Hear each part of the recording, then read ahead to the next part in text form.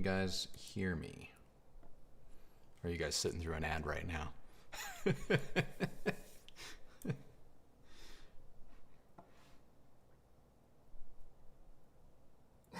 No, it's not, Jeff.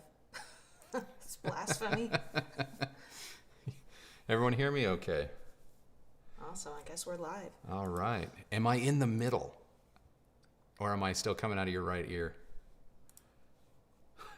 And if anybody says, oh, I liked it better the old way, I will hurt you. Seriously, someone just tell me if I'm in the middle and Kristi's in the middle. Someone, come on. Anyone? Middle. Middle. Okay, Winner. Thank you, TM. Thank you, TM. All right. All right. 4 confirms it. Yes, you're in the middle. Says Nicholas. Okay. It only took 5 streams. Yeah. It only took 5 streams. All right. Yeah, we're using our boom mics today. I didn't want to have a big chunk of metal in front of my face. So I apologize too. It's hot here in the desert. So you might hear a little bit of our ceiling fans, but I've killed the AC. So if I get a little shiny on my forehead, it's hot. We'll forgive you. All right. I liked it the old way. Mark Flower. What? You're. Oh, winky face. Winky okay, face. there's a winky face. I didn't get that far. All right. There Audio's is a. not synced up with your lips. What? All right. I have low latency on, and I tested all of this like 2 days ago. So I don't know. I don't know what the heck's going on. Little delay with the sound and video. Well, poop. Yeah. We tried. Maybe you know, maybe by live stream 10, it will be absolute perfection. But you know. Okay. Anyway. All right. So before we get started, I do want to point one thing out. I'm not trying to make any sort of a statement, but obviously there's been some events that have gone down in the past, 2 weeks, one in Buffalo and obviously the one in Texas. And in our description, we have put 2 links there for you guys. If you would like to donate to the victims of these horrible tragedies, they're there for you. And I would encourage you to join Kristi and myself in donating, giving what you can. And that's really all I want to say about that.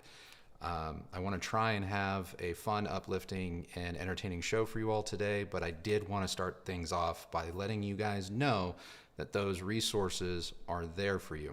In the description. And I would strongly encourage you either throughout this stream or after the stream, because, you know, we leave these streams up. We do. We don't delete them. To click on one of those and see how it might work out best for you to get involved. So that's all I want to say, okay? So on with the show. Someone asked, when did we move to Texas? We actually moved out of Texas. I am wearing this in support and solidarity of the victims there. In Uvalde. So just trying to represent a little bit. And I went to the University of Texas. Yes, and when we started dating, I immediately had to get him one of these Longhorn shirts because I was not about to let him wear any of the other crap he had. So I was like, well, actually, he first put on a shirt that was new but wrinkled, and I'm like, you can't wear today, that. not like back when we were dating. No.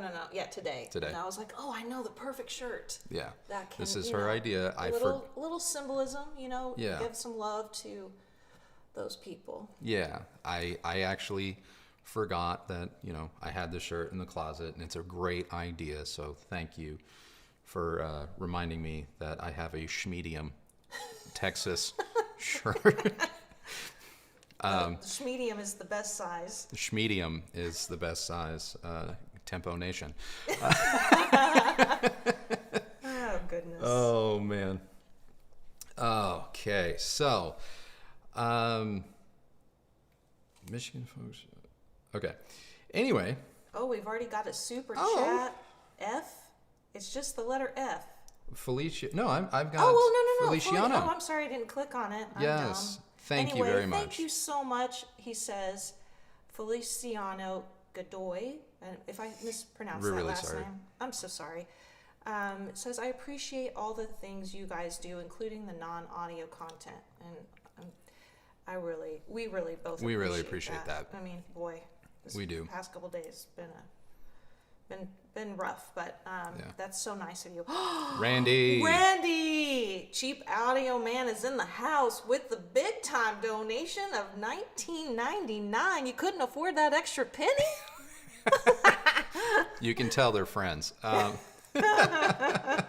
kid. Yeah. But really. Yeah, thanks, The Randy. penny. Oh, yeah. Feel free to hang out, Randy. Yeah. Feel free to hang out. I know I crash your live streams from time to time, so. Chime in, please. Oh, man. So, okay. I saw a question here. I'm going to attempt, sorry, I'm looking down at my laptop. I'm going to attempt to see this question here. Oh, Old Fish Guy, what is the story with Onkyo? We answered that question in our Onkyo video. If you go to recent videos, go back 2. Not the last one, but the one before that. We answer that question. But they're not dead. They're not dead. They're not. Onkyo Japan, probably kaput. It's not really like fully official, but probably. But Onkyo, as you likely know them, not dead at all. But we go into detail on that in that video, so you can check that out. TM. I don't see bigger than Forte or La Scala clips yet. No, you don't. No, you don't. You want to know why you don't?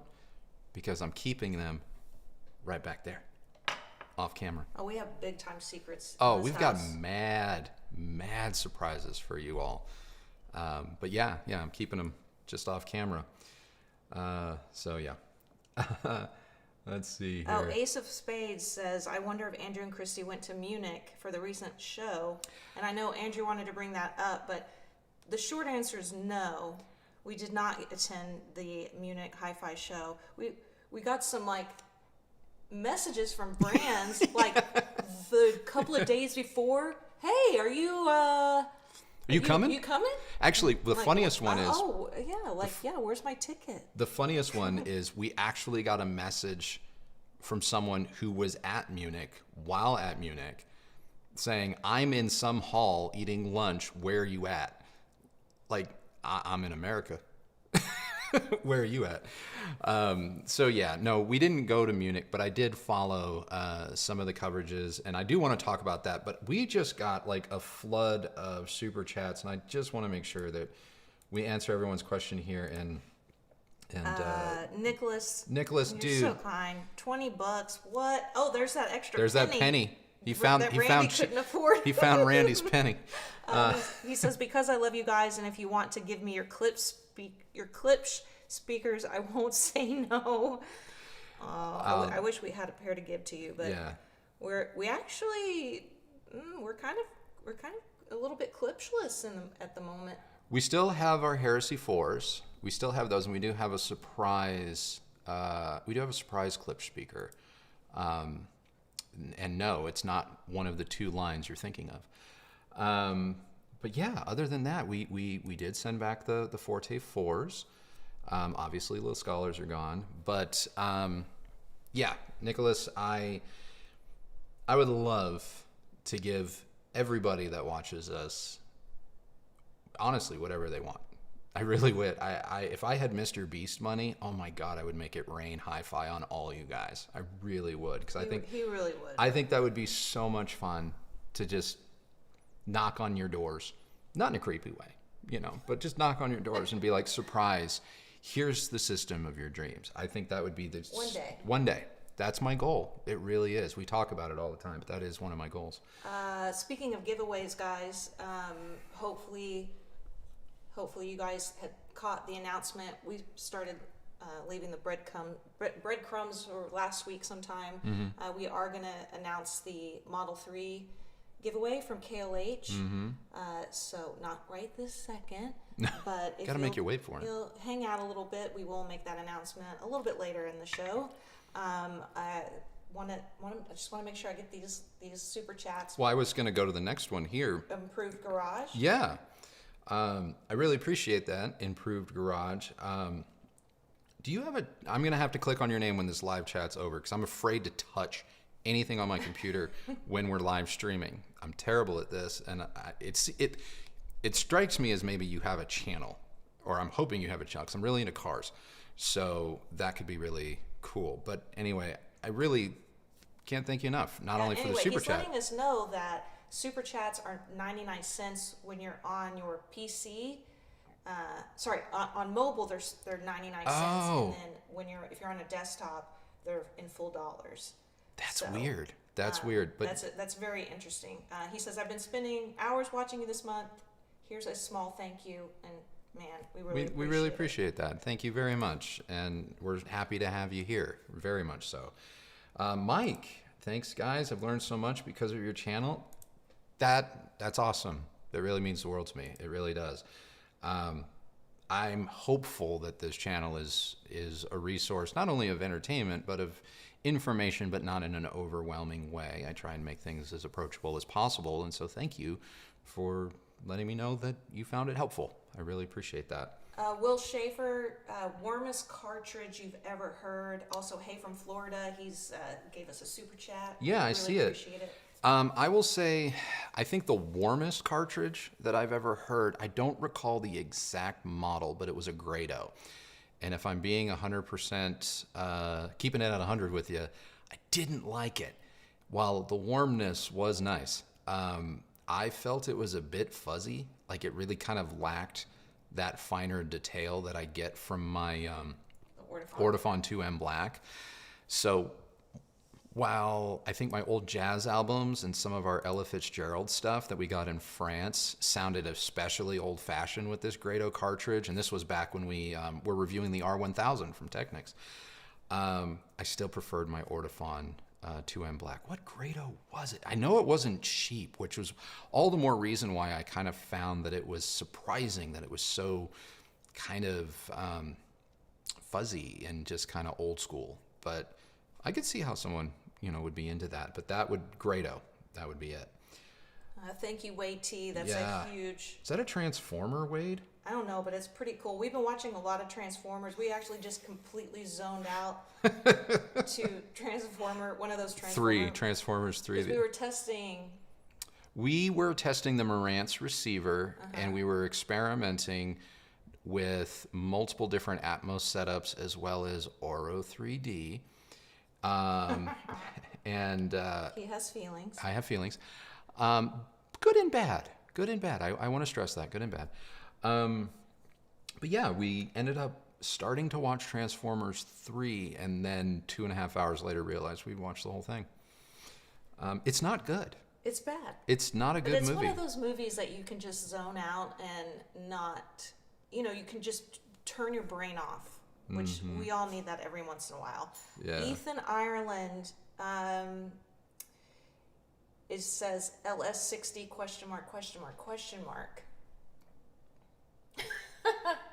We got them.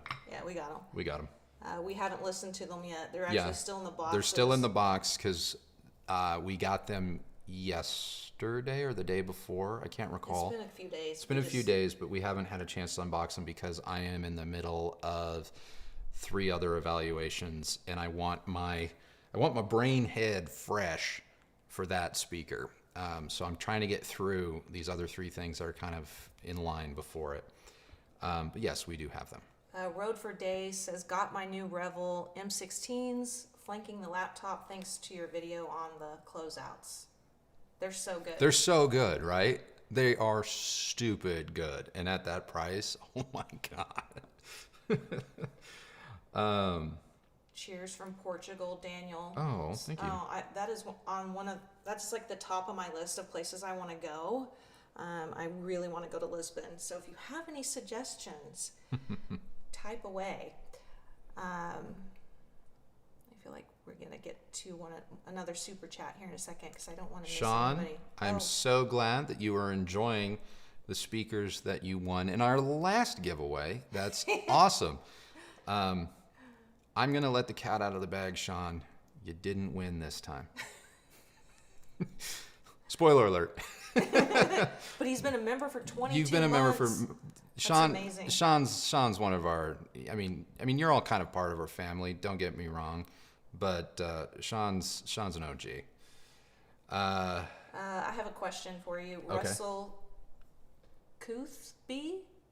Hey guys, are OLED TVs worth the current price? Well, it depends which OLED you're talking about. I have feelings about the Samsung premium pricing right now.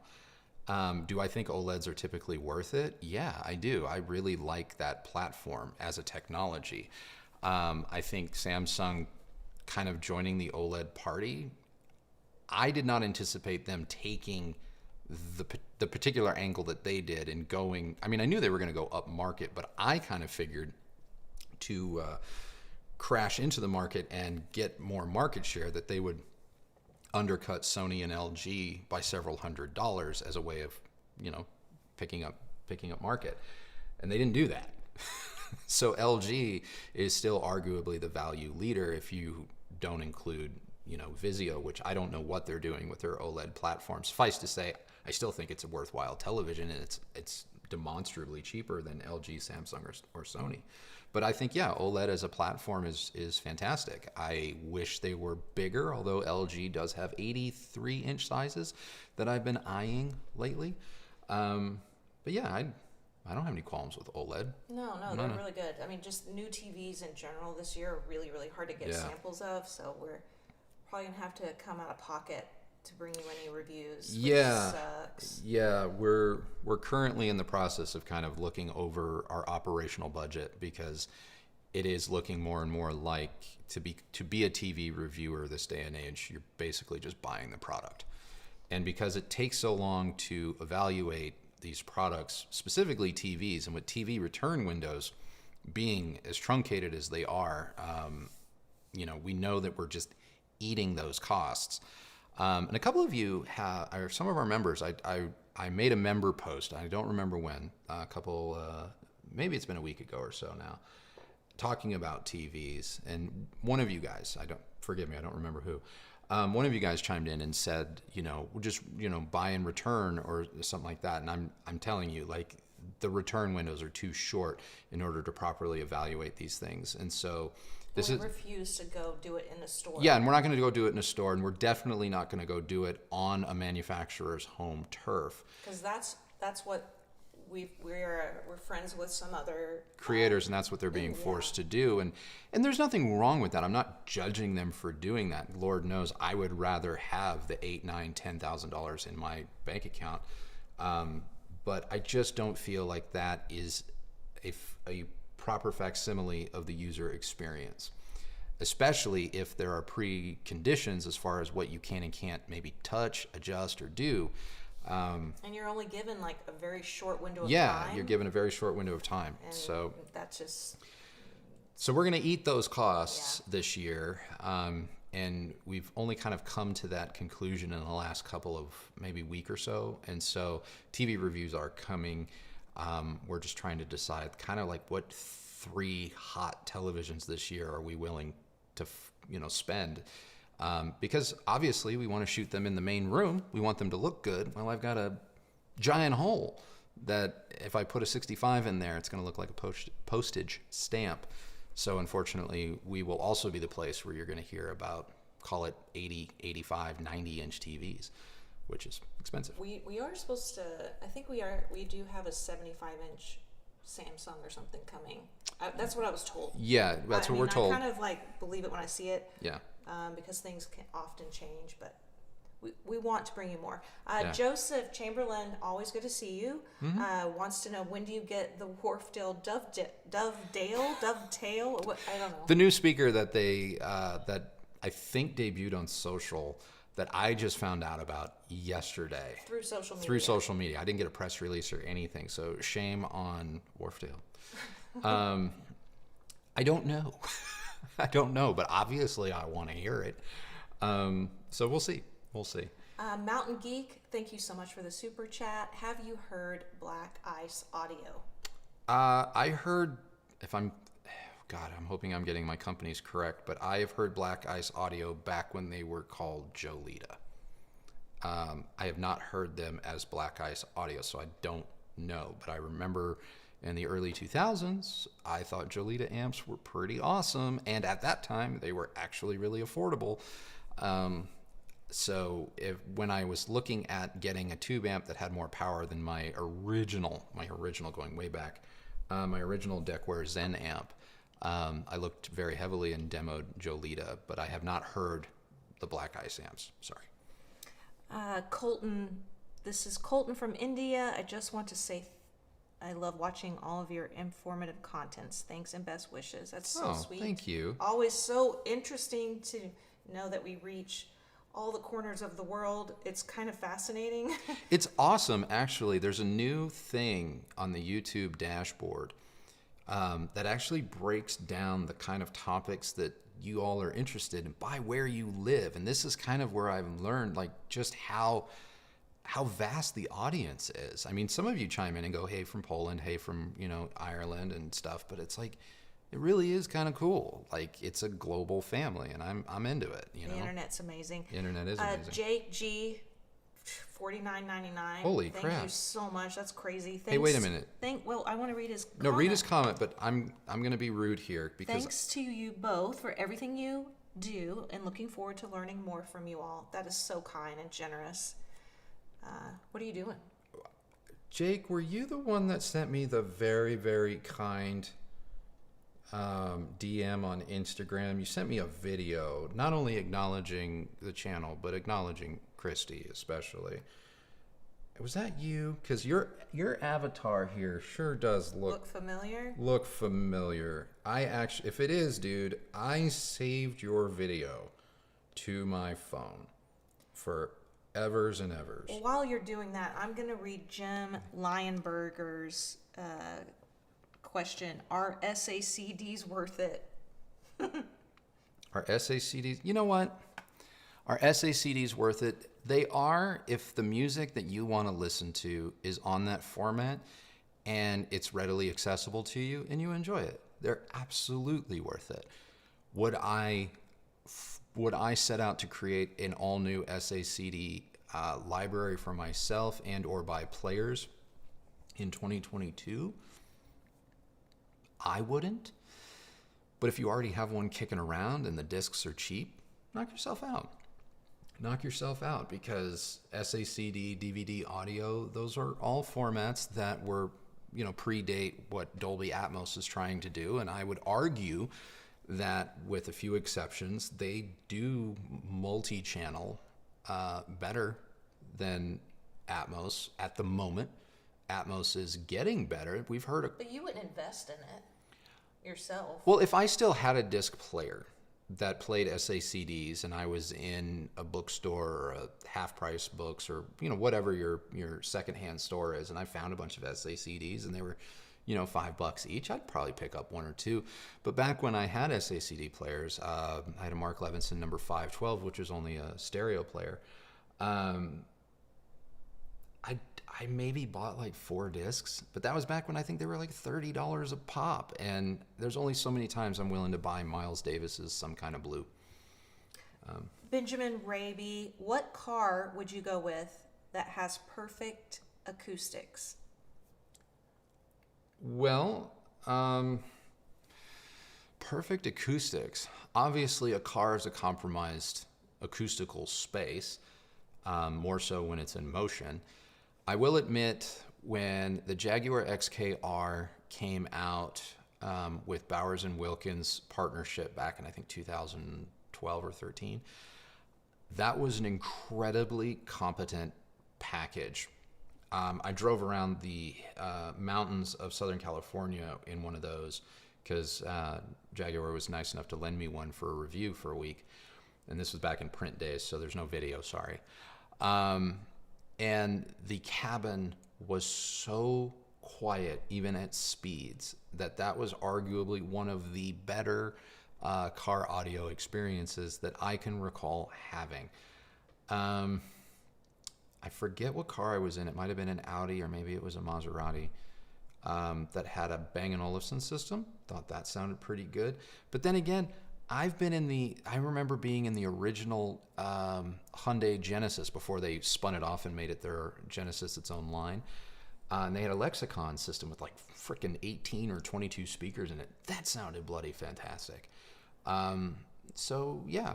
And you could probably tell by now that I pretty much judge cars by their stock audio. I know that you can go absolutely crazy and kit it out and, do aftermarket stuff. But I'm a firm believer in kind of like buying the package as is and, seeing how good it can be. But those are some good car audio experiences that I've had. But then again, you know what? I actually kind of dig the sound of our Atlas system. I do.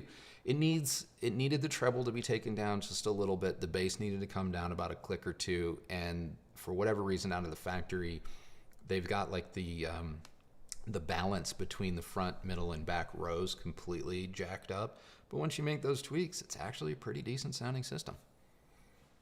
Boxcurb asked, do you guys ever go, where are we going to put this stuff? All the time. Every day. Even in a new house where we actually have a garage and more space than we had back in Austin, it's still not quite enough. And I don't mean to sound like ungrateful or greedy or whatever. It's just, it's so amazing how quickly you can go from kind of not having anything or feeling like you don't have anything in for review to like suddenly having too much everything. Yeah. And everything shows up at the same time and they're in big bulky boxes. Well, I think a lot of times what people don't realize too is that, a lot of you guys, let's just take the LS60s for example. When the announcement of those dropped, everyone was like, do you have them? Or a clip speaker, like everyone says, get corner horns or something, K-horns. Those are big speakers out of the box. And the problem is that at any given moment, we may have 2 or 3 pairs of something because we're also comparing and contrasting and doing all of that stuff. Well, every speaker has a box. And because every speaker, every piece of electronics that we get in also has to go back, I can't break these boxes down. And so to save space. So everything takes up twice the footprint you all see on the show. And so, you get a big pair of Wharfdale towers, you get a big pair of Klipsch towers or something. It's actually not 2 speakers, it's 4 in relative terms. And yeah, it does. It adds up. Let's see. We have a super chat from the JCS Network. Have you ever considered reviewing Lin products? I have definitely considered reviewing Lin. I love Lin. I had a Sondek turntable for the longest time. Should have never sold it. That said, I don't know how widespread, I don't want to say relevant, but I just don't know how readily available Lin is in North America nowadays. I think they were a lot bigger presence, as was like Meridian, in the early 2000s, pre kind of the housing crash. But I don't really hear much from them anymore. But if they were to suddenly appear out of nowhere, I totally would take a look, because my last couple Lin experiences, going back 15, 20 years now, were fantastic. Brandon Coronado, what do you guys think of the Anthem STR integrated amplifier? Unfortunately, we've not had any luck getting Anthem products.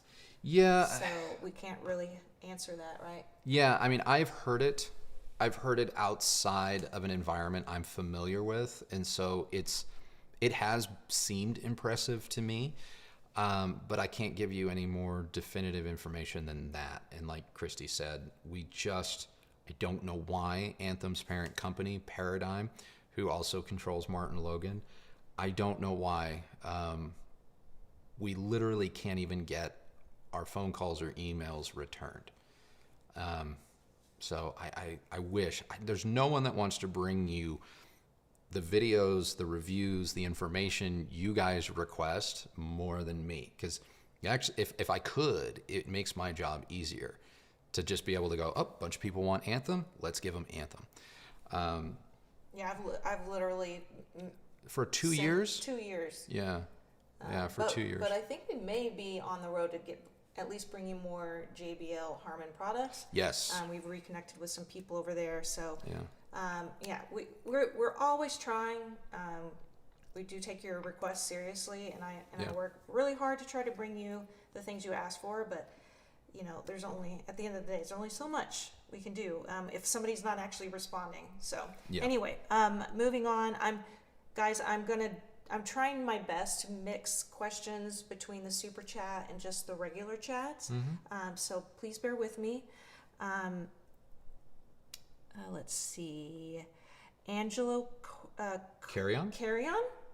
Thank you so much. Hi, Andrew. I just want to know if you ever heard about the 901 bows, because I have a pair of it and for me sound great, but sure, I wish to know your thoughts about it. Blessings from Puerto Rico. I love the 901s. I do. I actually almost got a pair many, many, many years ago. I love what they do spatially. I really do. I believe that they need a little bit of low-end augmentation, but I actually think that they are a very competent and unique speaker. And I don't fault anyone for liking the 901s, or frankly, I don't fault anyone for liking any Bose product, to be honest, because I actually think they make a good product. Their little portable Bluetooth speakers, from the little $99 one on up to some of the more cylindrical ones, they're all fantastic. So love what you got, man. It's a good product. Daniel Mazok, thank you so much for the super chat. He says, my receiver got fried by a lightning storm the other night. Was plugged into a surge protector, but the subwoofer wasn't. Traveled over the LFE coax cable, maybe. Should I get a power conditioner, another surge protector, question mark? Many thanks. Ooh, boy, that one's... Do I need to read it again? No. Right. That one's tough. In those types of events, I do not pretend to be the world's foremost expert on electrical circuits when it comes to home electrical circuits and how that translates to power to your electronics. I know that I've been in similar situations. Now, I have, knock wood, I have not had anything get fried. But I want to say that I had a power, I'm going to call it a power strip, right? I know it does more than that. I had a power strip from Emotiva years and years and years ago. I don't believe it was very expensive, maybe $200. And I remember at the time I lived in Nashville, and there was a wicked storm that produced tornadoes, lightning, the whole smash. And I was downstairs inside a bathtub with our dogs at that time, riding the storm out. And I remember the lightning hit and we experienced a surge. And I was very worried because I had a lot of my vintage B&O products, which are powered, plugged in upstairs, and they were running when the sirens went off, and I basically did not hit stop. Power did go out. Obviously, the music stopped playing, but all of my electronics survived. So I don't pretend to know what was in that particular power strip, but I do know that it kept my electronics safe. And this power strip is still for sale on the Emotiva website. Go check it out. That's as far as that's as much as I can help you with that. And that's just my firsthand experience. Kiwi Dust Mite from New Zealand. Wait, Kiwi Dust Mite? Yeah. What Super an chat. awesome name. Yeah, no, I love it. Howdy from Hamilton, New Zealand, sitting here in front of my DIY self-built Cremona clones on a frosty morning with a hot coffee, loving what you guys do. That's so kind. I really want to go to New Zealand too. Yes. This will become a Kristi's travel show someday. I'm seeing a question here. Okay. And thank you, Kiwi. I really do appreciate that. Stay Brown. Will there be a stereo speaker setup? I'm assuming you mean video. I was just about to read that. Oh, how do we measure how far should speakers be from one another from listening spot on the KLH Model 5 would be great. Well, then you got real specific, didn't you? It is a video that I am contemplating. I'm jotting down notes. There is quite a thirst, I would say, for educational type content. And I have noticed that when we do the educational type videos, you all tend to respond very well. So I don't want to say that I'm brainstorming putting a course together, but I hear you, and I want to deliver that content to you. And I think it should happen sooner than later. And by sooner than later, don't expect it next week, but I think you can expect stuff along those lines this year. That's all I'm going to say. But it's in the works. I'm just typing out a response to Chapulin. She curious about why reviewers aren't reviewing TCL and Hisense TVs. Last year they were all the rage. This year crickets. We actually reviewed a TCL TV pretty recently. I'm typing or sending that to you in the chat right now. As far as like maybe why you're not seeing a specific manufacturer being reviewed, like we talked about a few minutes ago Earlier, yeah. TVs especially are just nearly next to impossible to get. So it could really just be as simple as that. Like they're not sending them out. They're not sending them out, and I think with those brands, they've announced some of the things that they're doing, but they're not necessarily they haven't shipped them yet. I would expect that you'll probably see TCL and Hisense represented, not necessarily on this channel, but just in general in the press, probably more towards third and fourth quarter of this year, rather than right now. Right now, kind of heading into summer, things get slow. You know, they just do. They get slow. But I don't think that it's suspicious. You know, I don't think you need to worry about that. Hill Dog asked, how would you compare the Marantz 40N to similarly priced Rotels? Why don't you just stay tuned for my Rotel review? No. We have a Rotel, similarly priced Rotel integrated. That's actually right there. You can't see it. That review is coming soon, and probably like in the next couple weeks. And we address that head on because I have feelings about that, and it's going to make for a very interesting conversation, I think. So I'm still writing the episode. I am still writing it, but I'm very much looking forward to it. And I think if you can just hang with me a little bit longer, you're going to have your answer. Improved Garage back with another super chat. Oh my goodness. So generous. Looking for a pair of bookshelves for my garage to replace Emotiva B1 Plus, considering the Dyn Audio Evoke. I have a Blue Sound Node, Shitvider, SVS, so that's a subwoofer, SB1000. Okay. The garage is a harsh room. Any thoughts? Well, I mean, Dyn Audio's, he's asking about Dyn Audio? Oh man, I just lost it. Crap. I think he's looking for suggestions. Well, I can say that Dyn Audio is not a particularly forward or bright speaker, so in a hard, reflective room like a garage, you're going to probably fare better. I probably wouldn't spin very much. I honestly, I wouldn't either. I would say that for the garage, as long as your amp's got tone controls, it's going to be your friend. If you need to cut back on some of that harshness, a sealed speaker design would probably be another recommendation, don't you think? It will definitely. It won't load the room with boomy bass. I mean, you already have a subwoofer, so you're not looking for a speaker that's going to necessarily be bass heavy. So I would probably keep my my purchase price on the lower side. I would make sure that my amp are integrated.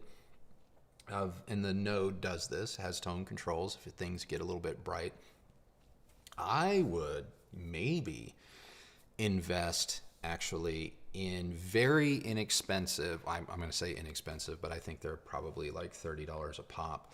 But go on Amazon and get the heavyweight moving blankets. They have built-in grommets for hanging. It's what a lot of recording studios use to kind of cut down on the echo.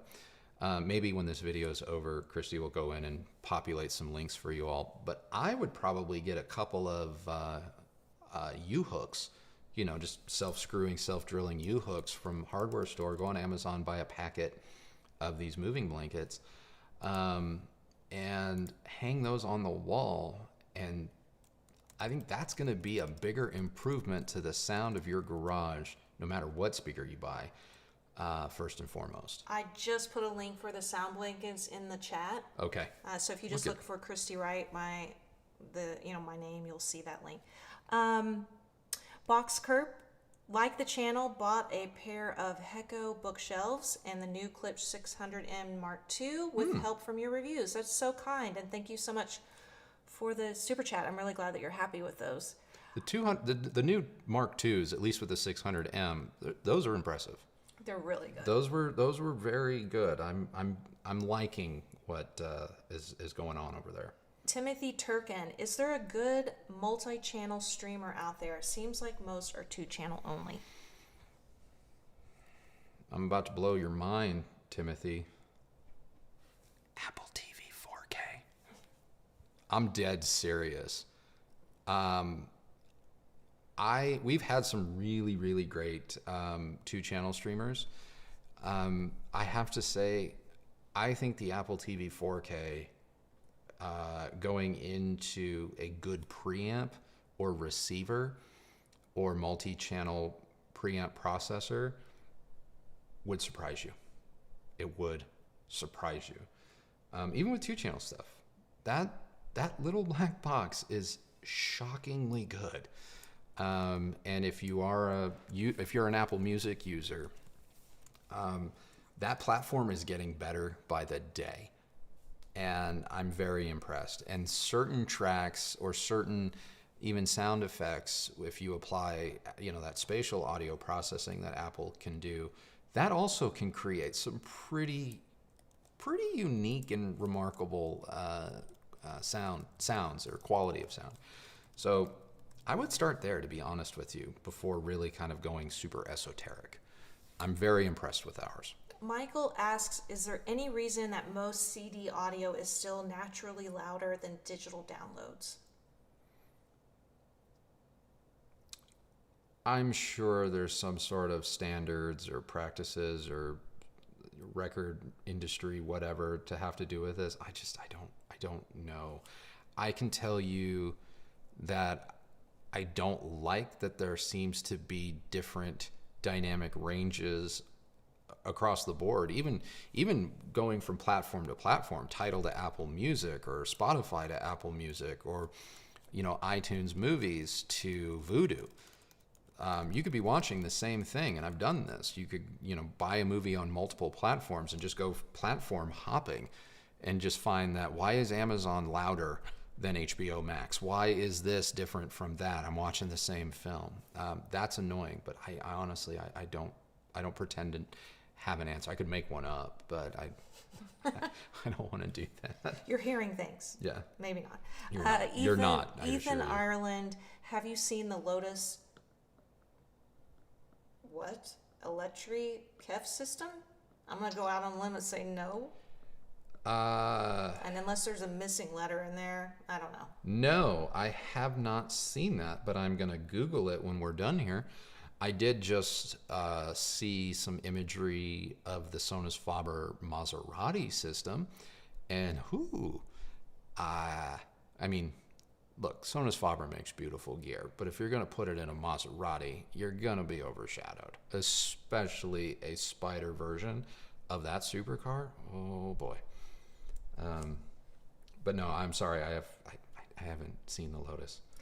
Evan Fallon, thank you so much for the super chat. The question is, my Klipsch 502's 40N Rega P1 are arriving today. It's been a long wait, but your videos kept me excited about the project. Do you and Kristi have an album you would consider a great buy? Ooh, to play on your Rega? Boy. I really like the Taylor Swift Cardigan album. I know you can give me crap all you want. There was the Beastie Boys. We just bought that. Yeah, the Beastie Boys instrumental. That was the last thing we bought. Last thing we bought in Austin. That was good. That was good. You can grab that. Those that we just picked up. Well, those are all used. Oh, they are? Yeah. I mean, well, Moby's B-sides, but that's not new. Well, he didn't specify that it had to be. Oh my God, I just noticed that Kristi made an appearance in the video. You got her on camera. Oh God, boy. we're dorks. Best album. I don't know if it's on vinyl. This is the problem. Is I don't know if it's on vinyl. But Klipsch 500's 40N, at least from a digital streaming standpoint, if you want to hear spaciousness with a beat, either the Lastlings or Two Lanes right now are my frickin' jams. And their recording quality, I get it, it's electronic. Some of you may take umbrage with me saying recording quality since it's largely synthetic. But those albums are great. They're wall-to-wall good. I don't know if any of their albums are on vinyl, and I'm ashamed that I haven't actually gone and checked because I'm a big fan. But try those. Nick Zoris asks, between Bowers and Wilkins and Focal, what do you like better for classic rock? Oh my God, classic rock. So I'm gonna describe classic rock. I would say Klipsch. Well, one of my favorite classic rock bands is AC/DC. And I can tell you, I don't like AC/DC on Bowers and Wilkins. And that's not a knock against Bowers and Wilkins, but I don't like it. I also, though, I did not like AC/DC on the Focal Utopias. And that's a $16,000 speaker. That's hard. That is tough. I can tell you what I would do. All right, hit me. I mean, I already said Klipsch, so Yeah. I would get maybe the new 600 M's or the Polk R700. Don't let the cat out of the Oh, bag. well, who cares? Classic rock, especially classic rock that may or may not have the best recording quality. The Polk Reserve series right now is fire. It's just fire. And it's on sale. Let's see. Michael Finnegan, thank you so much for the super chat. Hey guys, would you say an Atmos setup is worth trying in a vaulted ceiling apartment where I cannot do in ceiling? If you're, okay, you can do it a couple of ways. You can use the upward firing Atmos modules, and so long as the vaulted ceiling doesn't exceed, in my opinion, say 15 feet, go for it. If it does, I think your effectiveness is going to be limited. But a lot of these Atmos speakers can be wall mounted, so they don't have to sit on top of the speaker, and they can be wall mounted and kind of made into, I don't want to say in walls because you're not cutting holes in your walls, but they can act a little bit more like an actual direct firing loudspeaker versus a reflective one. Give that a try. And the nice thing is with Atmos modules is you get to experiment both ways. So you can try them out on top of the speaker. If that works for you, great, you're done. But if you're like, oh boy, I don't feel like I'm getting the effect, take it off the top of the speaker, get some Gorilla hooks, because most of these Atmos modules hang with just kind of keyhole style picture frame hooks. So get some Gorilla hooks, makes a little small hole when it comes time to move out. Just get a little Crest toothpaste, cover the hole, and then you know, right? Then you know. But that's what I would do. Jamie Hill, greetings from South Carolina. Is there a speaker that compares to the Klipsch Heresy as far as sound as a sound signature? Mm-hmm. I'm looking for a lively in-room presence / high efficiency. I run dual subs for lower bass. And thank you for the super chat. Yeah, I'm going to assume, and I apologize, I don't mean anything by this, but I'm going to assume that the reason you're looking for a Heresy substitute is because the Heresies are maybe out of reach. If you want a little bit more punchy, livelier sound, I would then turn, especially if you already have subs, I would turn my attention to the reference Premier line from Klipsch. But in your case, you may actually want to get the older generation, not the new Mark IIs, so you save a little bit of money there. because those are going to be notably livelier than the new models. Check that out. Let's see.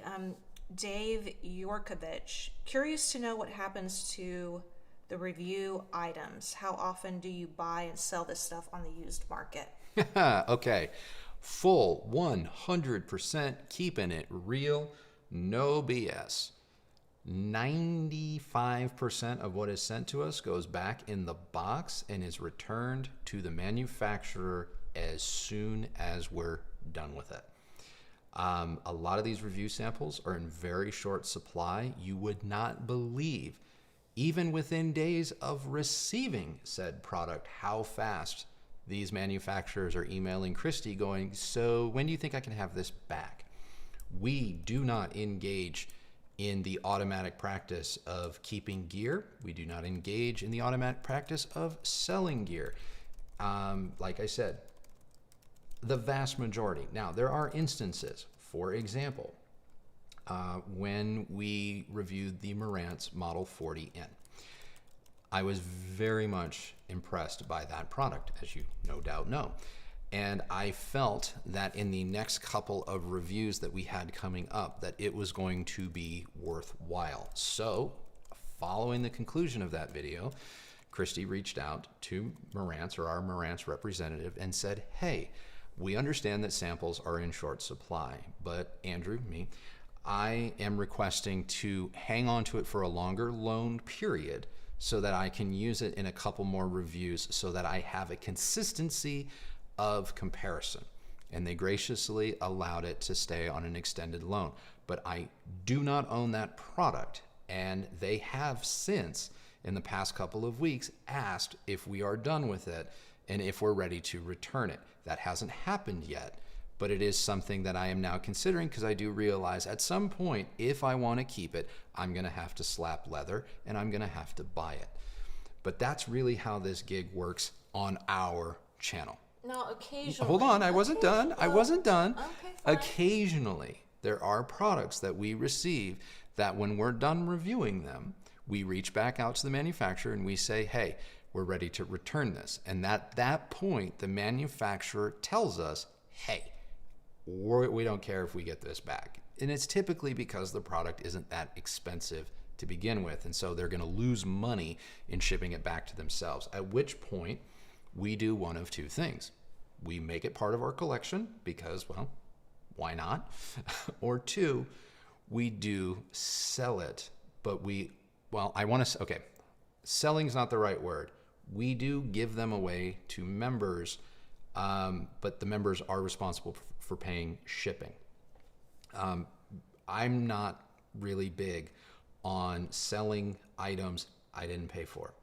Now, there have been things that we have bought that we have not been able to return that I have totally sold, on Facebook Marketplace or whatever, but I bought those things. And there have been some things, for example, the name Unity Atom. That was our reference for 2 years. That is a product that when we reviewed it, I was smitten kitten over it.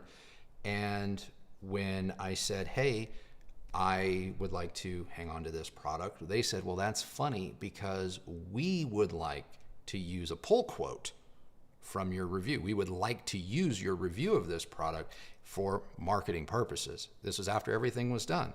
Well, you can't just take our content and go make tens or hundreds of thousands of dollars with it. So we traded. And that's really how we do it.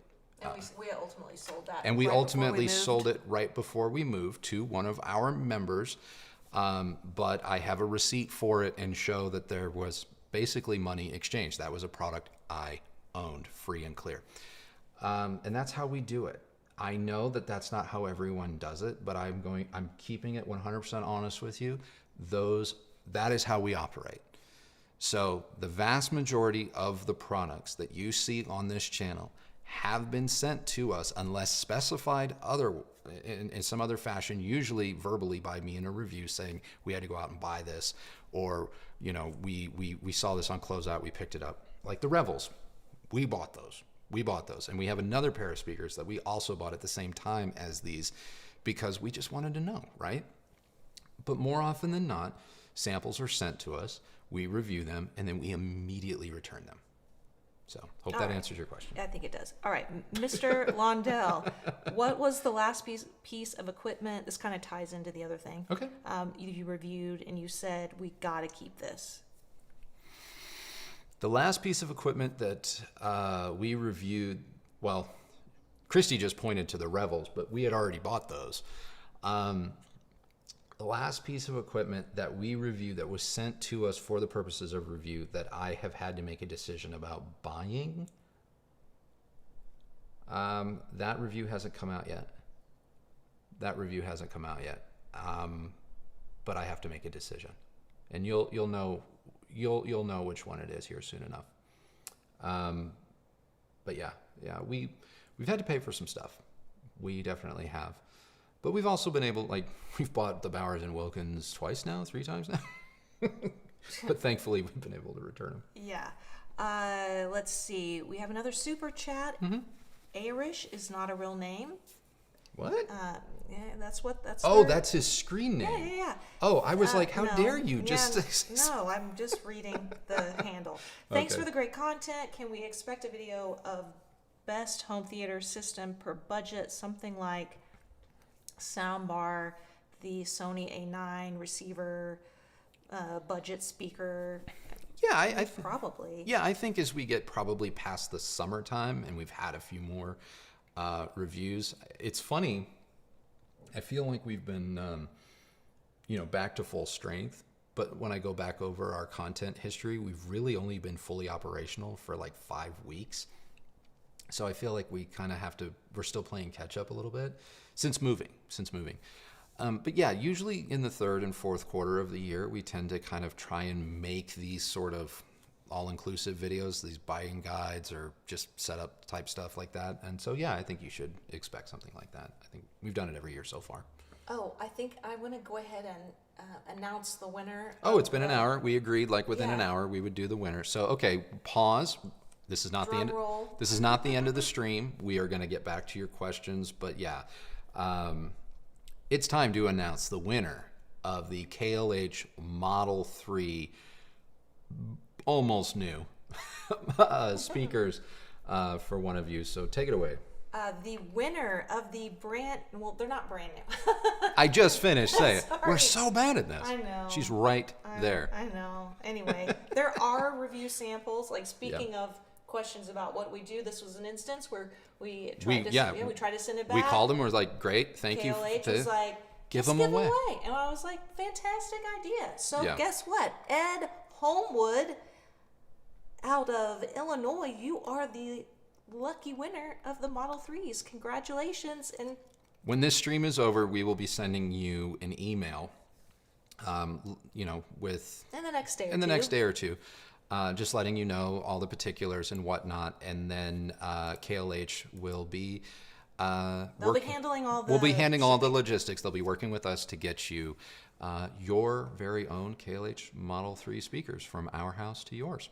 So congratulations, Ed. Congratulations, Ed. You're so bad. No. I didn't want to butcher the name, but congratulations, Ed. Thank you for not only your support of the channel, but following me on other social networks and whatnot. I really appreciate it. So thank you, Ed. Congratulations, Ed. And thank you, everyone. Yeah, thanks to everyone that entered. To everyone that entered. And as soon as Ed's speakers go out the door, I want to assure all of you, your data's gone. Yeah. Not selling it to anybody, all right? Sole possession of it. She will be deleting the file just as soon as we take care of Ed. I don't have time to keep a hold of those documents. Yeah. Okay, back to your questions. Yes. Jacob Silguero, when you reviewed the Pioneer 305, in the settings, is it true that you can't change the hertz for each speaker? The crossover, yeah. Technodad said you can't change them. I do want to get rid of the V6A, that's the Yamaha, and get the RZ50 or the LX505. Okay. With the 305, it has more of a global crossover point. Now you can adjust it, but yes, it is a much more global setting. So if you wanted For example, you wanted your left and right mains to each have their own crossover point, separate from the center, separate from your surrounds. With the 305, that's not really possible. With the 7100, which is essentially the 305, the Onkyo 7100, which is essentially the same product, that is one of maybe 2 or 3 differences between the 7100 and the 305. They are essentially the same product, but one of the unique features or different features of the 7100 is you do have the variable crossover points. But if you're saying that you would rather get an RZ50 or a Pioneer 505, get those. Those are demonstrably different products and arguably better products. So if the variable or the independent crossover points on the 305 is a deal breaker, then go up market. Okay, just go up market.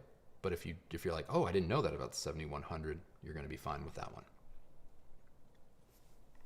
So I saw something.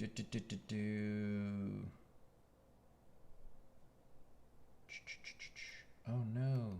Ryan George asked, quick question about going dual subs. Do you recommend staying with subs of similar specs, example, diameter, frequency response, power, ported, sealed, or is it better to mix it up? I personally don't care. The few times that I have done dual subs, I have found that I've actually really liked not having them be kind of the same. The best dual subwoofer setup that I've ever run used a Tecton Pendragon Theater sub, which is a dual 10-inch front ported behemoth that has amazing speed, but does not play down to 20 hertz. So I kind of let that sub tackle everything from, say, 30 hertz to 80 hertz with what was at the time B&W CT800 series speakers that were behind a screen. And then I used an RBH1212, which was solid down to below 20 hertz. And I really just focused that monster on the real kind of sub-bass frequencies, the stuff that really kind of churns your stomach. That combo was awesome. Now, it was not cheap, but it was arguably some of the best bass that I've ever been able to achieve in my home at that time. Outside of that, I've done dual SVSs. I have 2 SVS 3000 micros. I have played with them together. They're fantastic. They do the job. They're great. I totally advocate for that subwoofer on many, many levels. But no, I personally do not believe that you need to keep it all either in the family or the same style or power rating, stuff like that. Wow. Vadim Whoa. Timotin, whoa, $200 super chat. Come on. And no question, just wishing everyone an amazing evening, fun live, and a lovely relaxing time here. Thanks for everything you both do. Thank you. So kind. Thank you. That is so just too awesome. much. Ian Adelstein, super chat. Thank you. So I have an EAT Petite Glow phono preamp running into an H190. I love tube amp sounds on my guitar. Am I losing warmth by using a solid state power amp? Ooh. Are you losing warmth? I mean, look, warmth is kind of a very interesting term. I think maybe, and I can give myself this advice as well. I think maybe warmth we need to start phasing that term out for pleasing distortion, if you will, because that's kind of really what it is.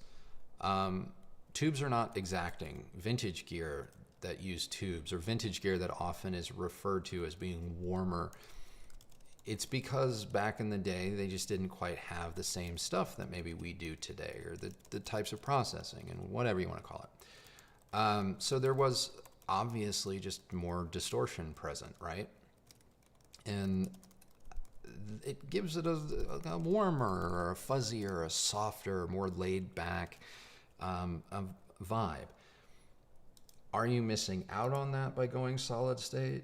No, there are plenty of solid state type products. For example, Cambridge Audio CX series that have that little bit of warmth, that little bit of purposeful distortion. Now, I know that there are people out there that chastise that product because the second something has distortion, get the pitchforks. I don't mind distortion. I really don't. Because if it's purposely put there, or it's voiced to be there because someone's going for a particular signature, then it's up to you to decide, is that a sound that you like? And if it is something that you like, go forth and prosper, because it can be very, very enjoyable. Not to mention, it can pair very nicely with a lot of modern music, which frankly is mixed more for earbuds, and therefore it's incredibly sibilant. And so maybe you want just a touch of distortion or tone or coloration to kind of take the edge off things. But are you missing out? I don't know. And unfortunately, I would love to be able to give you a yes or no, but I can't say for certain. Ace of Spades. Hey, bud. The question is, are you guys going to watch the new Top Gun? You better believe it. Oh, yeah. I mean, we're going to wait for it to come out on streaming because I don't want to go to the theater. I just prefer watching movies at home. Yeah, we've found that with the new fully Dolby Atmos setup that we have here in the new room. It's amazing. It's really good. It's so good. It's really good, and we do have a video about it coming up. So I'm not teasing you and then being like, we'll talk about it. It's on the schedule. It's a lot of fun. It's a lot of fun, and it sounds a lot better than I honestly would have thought. So it's really good. I'm so glad we cut holes under our ceiling for that crap, because now I don't ever have to go to the theater ever again, and I love that because it just makes me nervous. So let's see, Howard White. Oh, hold on. Can I sneak in here? Or go ahead. Ask Howard. Talk. Yeah, let me do this and then you can go. Okay. What if we put together a viewer pool from you so you guys could buy those hard to get products? Then when you're done with the reviews, raffle, giveaway the products to those who contribute to the pool. I mean, that's a good idea. Maybe we could do that in the members or something. It is a good idea. It is. But then it crosses the line of like pay to play. Yeah, there are some legalities to that. Just straight up, there are. I really appreciate it, but I'm going to go out on a limb, and I'm going to say that while I'm not the biggest fan of spending thousands and thousands of dollars on content, knowing that, for example, one of these new TVs that we are heavily considering bringing to the channel is probably going to cost us close to $6,000. And I'm not going to make that back in the video. And that's not me complaining, okay? I want to make that abundantly clear. That's not me complaining. That's just the reality. While I definitely appreciate the offer, the idea, the suggestion, there are some legalities that I don't want to have to deal with. Other creators, they can feel differently, because I know some people do this. I don't want to deal with it. But more than that, more importantly than that, you guys watching the videos, these super chats, being members, that's how you're doing it already. And it's just cleaner that way. And these super chats and the thanks and stuff, there's super thanks that you can that leave have been turned on. Video. Just the way that you guys have already supported us is how you've done that. And so it sucks that we may have to come out of pocket for some stuff, but we're okay with it. We're okay with it. We do well because of you guys, and so I don't want to have a viewer tax, for lack of a better word. You guys just keep doing what you're doing. We're gonna figure out how to get the content to you, because that's our job. That's our job. So, but I really do appreciate the offer. I really do. Hey, Alex Singh, you asked about what film equipment we use, and if you check the chat box, I sent you a link to our entire list of film gear. So hopefully that helps you out. It is shockingly cheap and low tech, and we use one lens for everything. Someone said, whoa, Andrew in glasses. I wear glasses. And in the last 6 months, I don't know what my eyes have decided to do, but they have effed all the way off. And said, hey, so you know how we, as my eye is twitching now.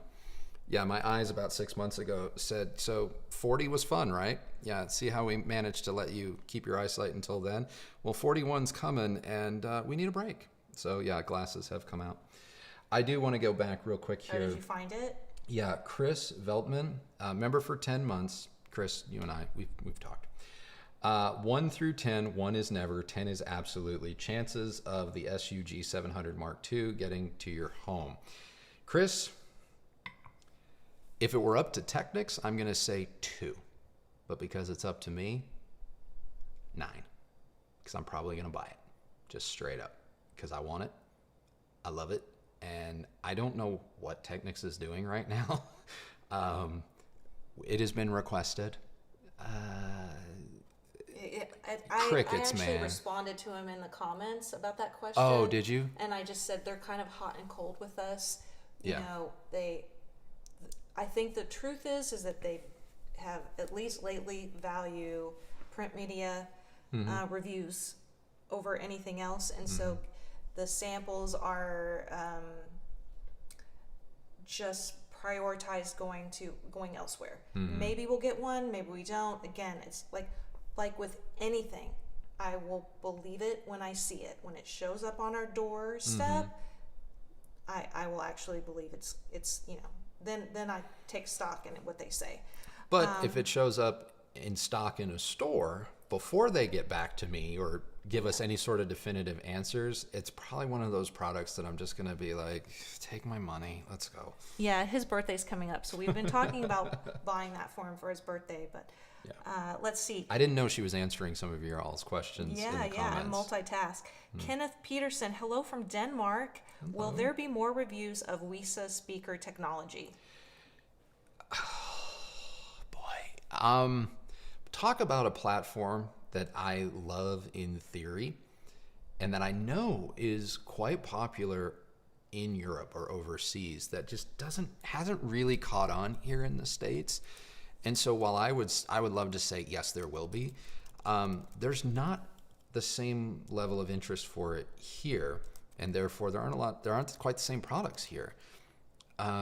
We did have a WISA product maybe going on a year ago now that unfortunately, and I blame their packaging, the product just straight up started to fail after only a couple of days.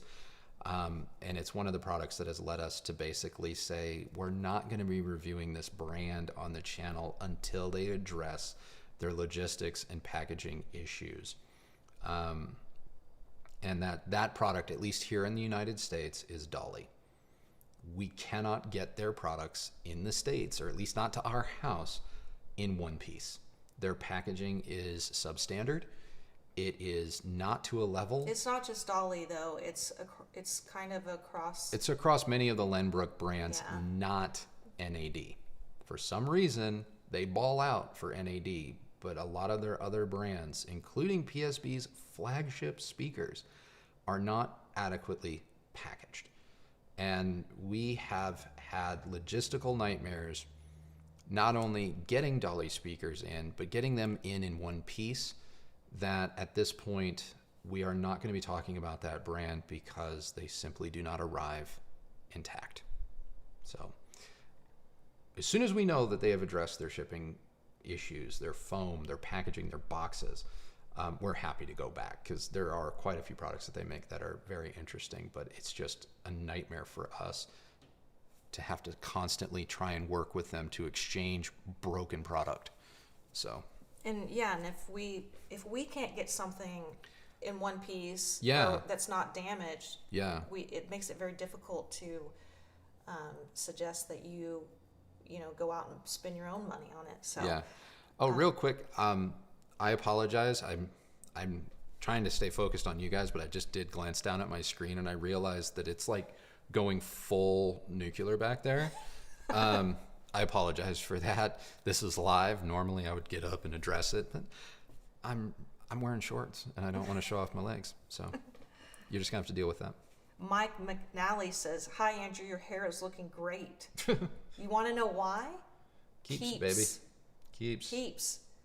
Couple, Go to keeps.com/Andrew Robinson for 50% off your next Keeps order. Not sponsored. This video is not sponsored, but I'm a big advocate for their product because a little over almost 2 years ago now. In the middle of the pandemic when we were all stuck at home. Still stuck at home. A number of you, I'm sure you thought you were being very helpful in commenting like, "Whoa, dude, seeing the dome, getting high def off that reflection on your forehead."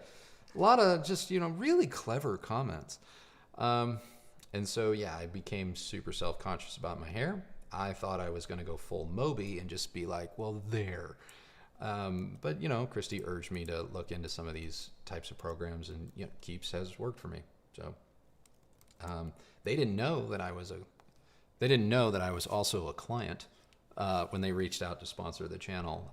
But they've been a great company to work with, and I'm very happy with the results. When can we expect a review of the LG G2? LG G2, that is one of the TVs on the list that we may buy. That particular TV is available in a large enough size that would fill our hole here. So it's priority. They like to send us press releases about stuff. Oh my God, they will not stop sending us press releases. How about you send the frickin' television? Yeah. Let's see. James Steedman, would you consider reviewing any Rotel Michi products?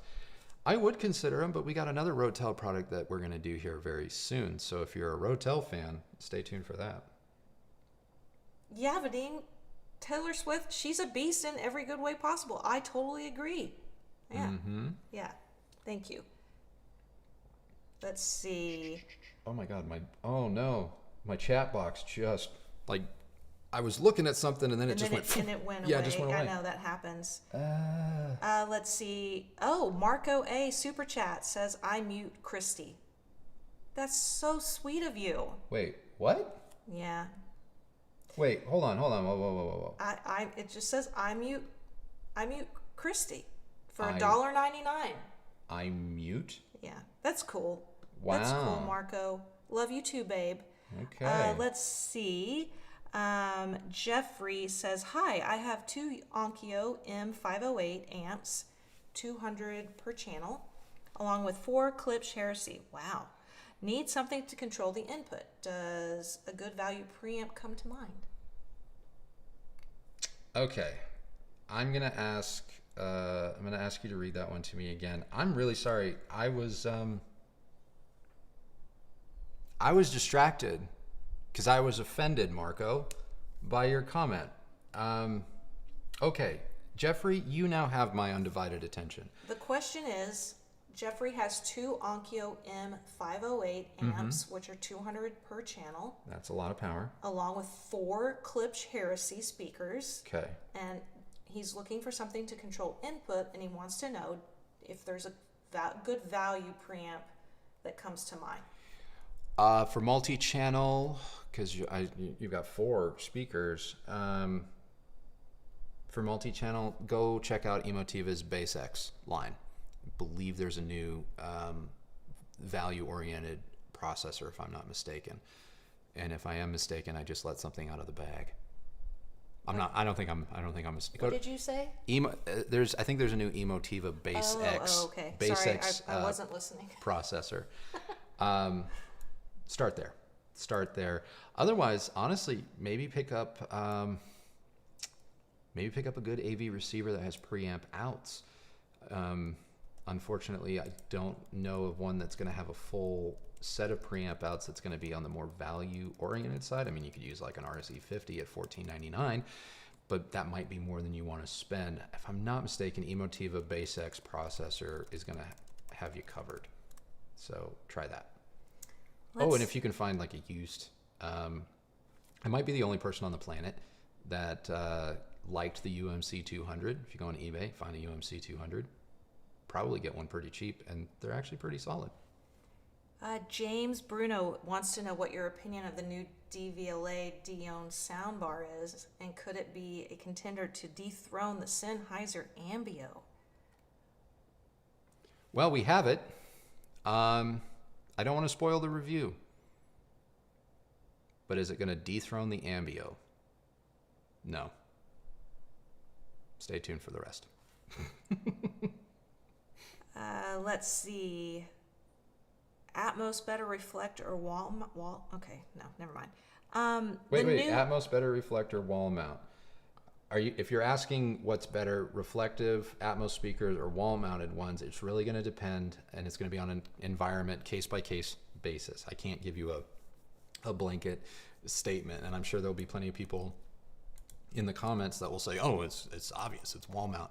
That's not always true. It's not always true. So, like I said to someone earlier in this chat or in this stream, the beautiful thing about Atmos modules, the upward firing type, is they typically can be both upward firing on top of a speaker or on a wall. So get those, try it both ways, decide for yourself which one you like best. So let's see. Sup A and K, can you do another best music to test your system? That is one of the best videos where the comments had so much interaction and diverse music suggestions. By the way, my screen name is 77. Thank you so much for saying that, because I was like, oh shit, Roman numerals. Oh no! Yikes. Thank you for the I was super told chat. there would be no math. Yeah.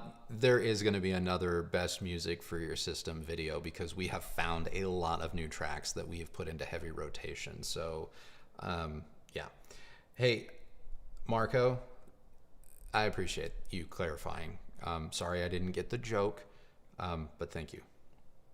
Harry Giles.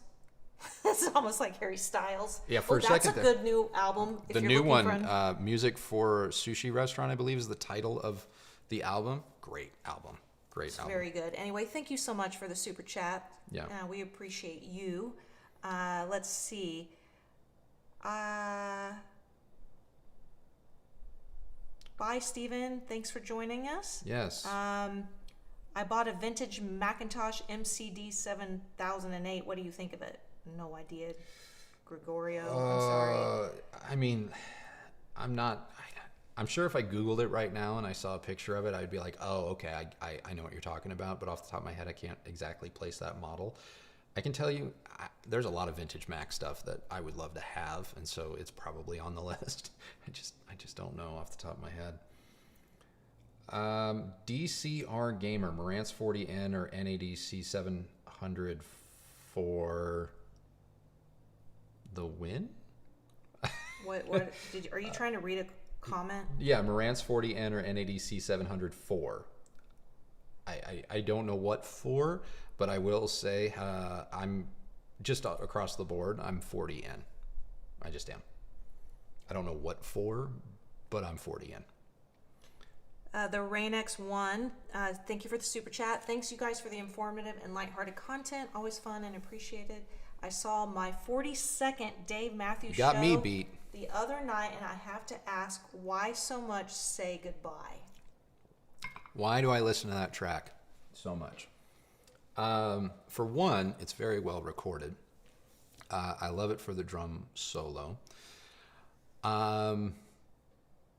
There are personal stories tied to that song that we do not have. I don't want to get into, but it's a good song. It's a very good song, and it's well recorded, and that's why I reference it. It's also a song that is like seared into my brain, much like Moby's Ever Loving. The opening 3 tracks of Tubular Bells 3. I know these songs like the back of my hand, and so they are just great ways, like great litmus tests for just about every piece of equipment, which is why I still fall back on them. That's all I'm going to say. But 42 concerts, man. I think I've seen him 8 times, and I thought I haven't seen anybody that many times. Yeah, I haven't seen anyone that many times. I think Dave holds the record for me, either him or Tori Amos. can't recall. I'd have I've to seen really. the Beastie Boys a bunch, Okay.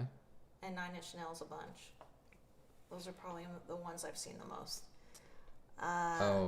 So quick question, best speakers for Parasound Halo? I don't know if we can answer that question. Can Look, Parasound Halo products are pretty effing great. I don't believe, for me, this is just me, I would not put any of the current B&W stuff on Parasound. But aside from that, I think you're probably okay.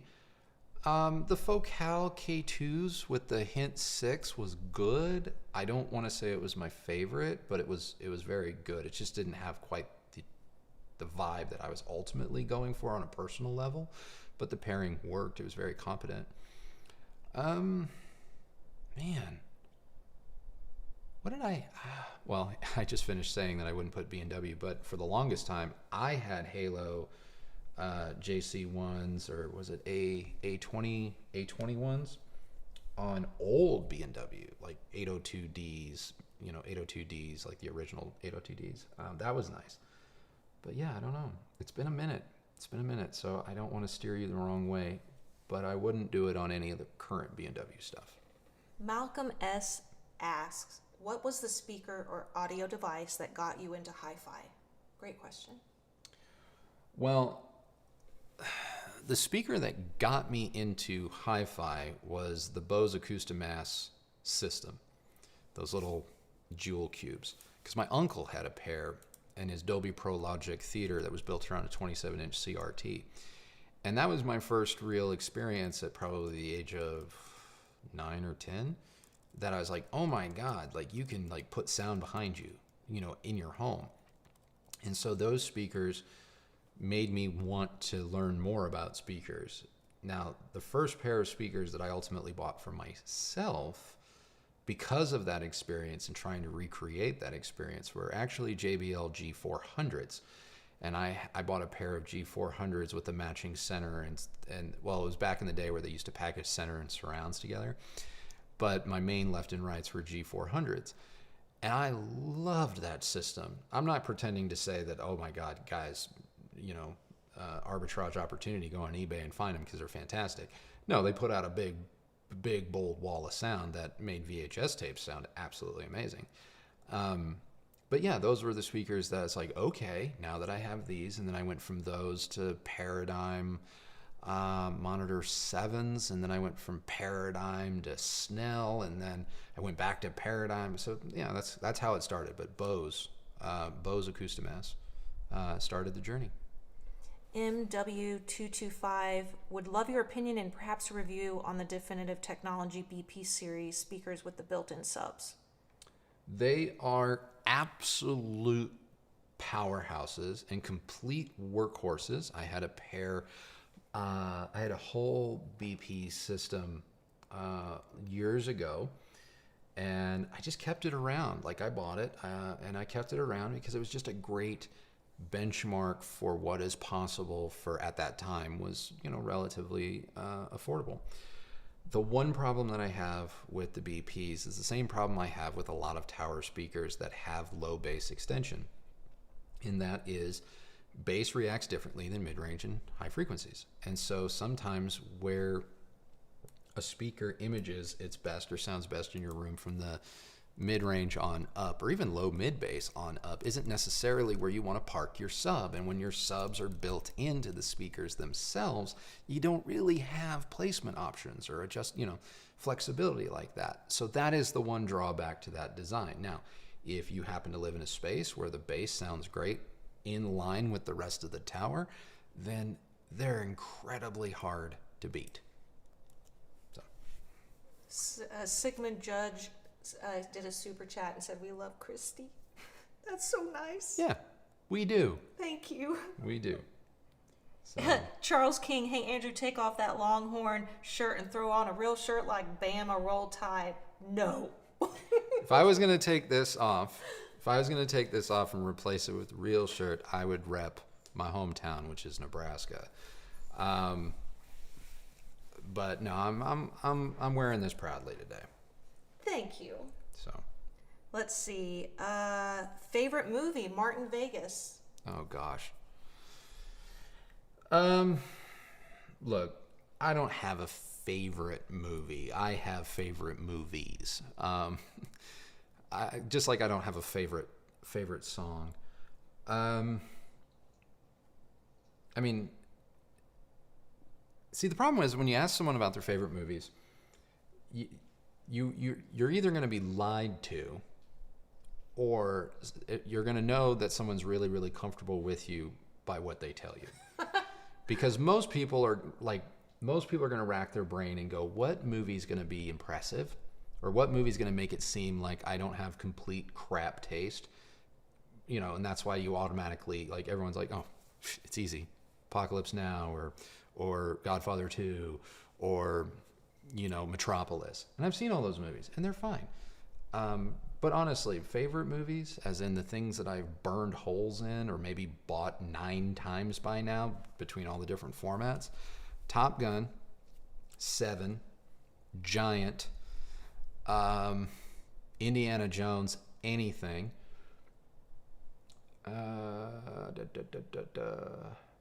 Chinatown, Casablanca, Double Indemnity. That movie frickin' rocks. Old movie. Shame. Club. Breakfast Club. Ferris Bueller. Yeah. Ferris Bueller. Like, come on. Titanic. Yeah, I'm like that.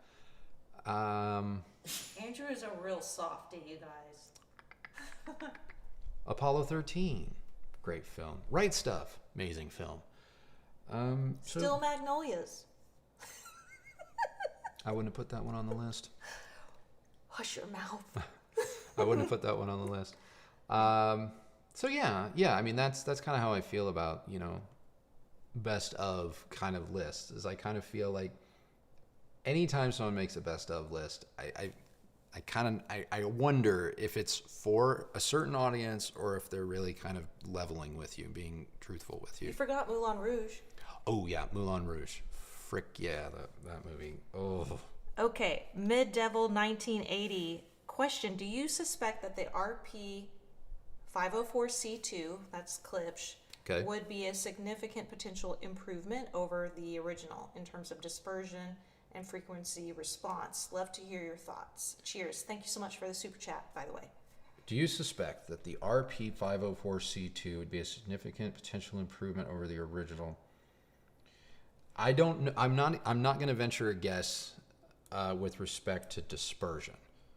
But I have a feeling the frequency response is probably going to be a little tamer, and tonally it's probably going to seem a little less forward. As for the dispersion, like, is it going to beam quite the same way that the current 504C, or the older 504, I shouldn't say current because it's now old. I don't know. My guess is it's going to do better because that larger waveguide does seem to have paid dividends in that broadening the sound. I'm not going to say it's night and day different. And I would caution anyone that says that it is a night and day difference, because it's not. But it is noticeable. So. Let's see. Kevin asks, thoughts on Wharfdale Diamond 12 series versus Klipsch RP2 series. Sorry, our dog is She's walking around. She's going to be in the background here no, in a second. I'm covering her. Hold on, guys. You're going to get to see her. Katie. No. Oh, I thought you wanted her. No, I was going to show her off. Oh, okay. Sorry. I'm going to show her off. I messed it up. Anyway, there she is. She's back there. Back to Kevin Gench's question. Okay. Thoughts on Wharfdale Diamond 12 series versus Klipsch RP2 series, looking at small floor standards for a 12 by 25 room where they'd need to be placed within 12 to 18 inches of the wall. I think either one's going to work. I really do. You don't have a small room, by the way. That's a pretty big room. 12 by 25, is that what you said? Yeah.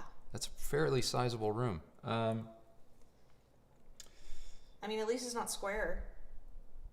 Yeah, it's not square. I think you're actually going to be okay with either. it's really going to come down to a little bit more lively dynamic a la Klipsch, or a little bit more reserved, softer up top with maybe a touch more bass weight. That's going to pair maybe a little bit nicer with lower quality recordings with the Wharfdale. 12 to 18 inches from the wall. That's Foot and a half. Yeah. You can get away with either one of those. You could get away with either one. I would probably start, I mean, I like the diamonds, but considering you have a larger room, I think you could actually start with the 600 and Mark II. The bookshelves, which may seem an odd suggestion, but they had a lot of bass, and I would start there before I would go to a tower, just because I think you might be surprised by how impactful they are. Soft tack. When are you going to start reviewing headphones? Probably never. I don't really use headphones. I'm not a big headphone guy. And the headphones that I do like are not headphones that I would say hi-fi enthusiasts are often looking to get. I only wear wireless stuff. I hate cables. I hate the idea of portable audio requiring a tether. And currently I don't have an office. I edit and work on a laptop. And so the thought of a desktop system is just not something that I subscribe to. Nothing wrong with desktop systems, mind you. It's just not something that I partake in anymore. Since getting this laptop, I enjoy the mobility. So I'm not the guy to ask, and I don't want to pretend to be something that I'm not. So I'm not going to say that you won't ever see a headphone review on this channel again, but it's probably going to be something along the lines of like a Sony XM or an earbud, something that's wireless. So well, you guys would have to start watching them too. Well, that's the other thing is you don't really watch them. To do them.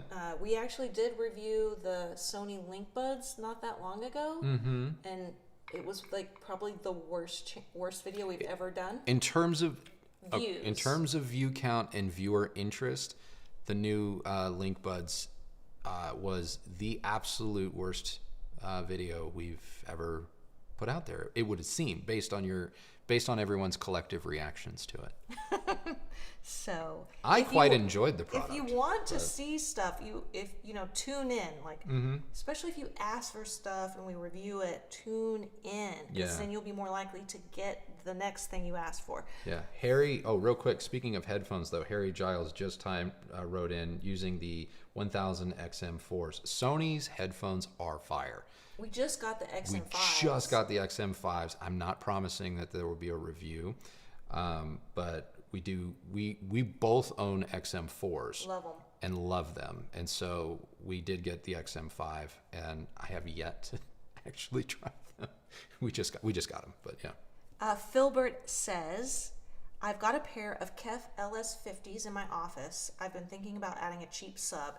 How do you think SVS low-end SB1000 would pair with them?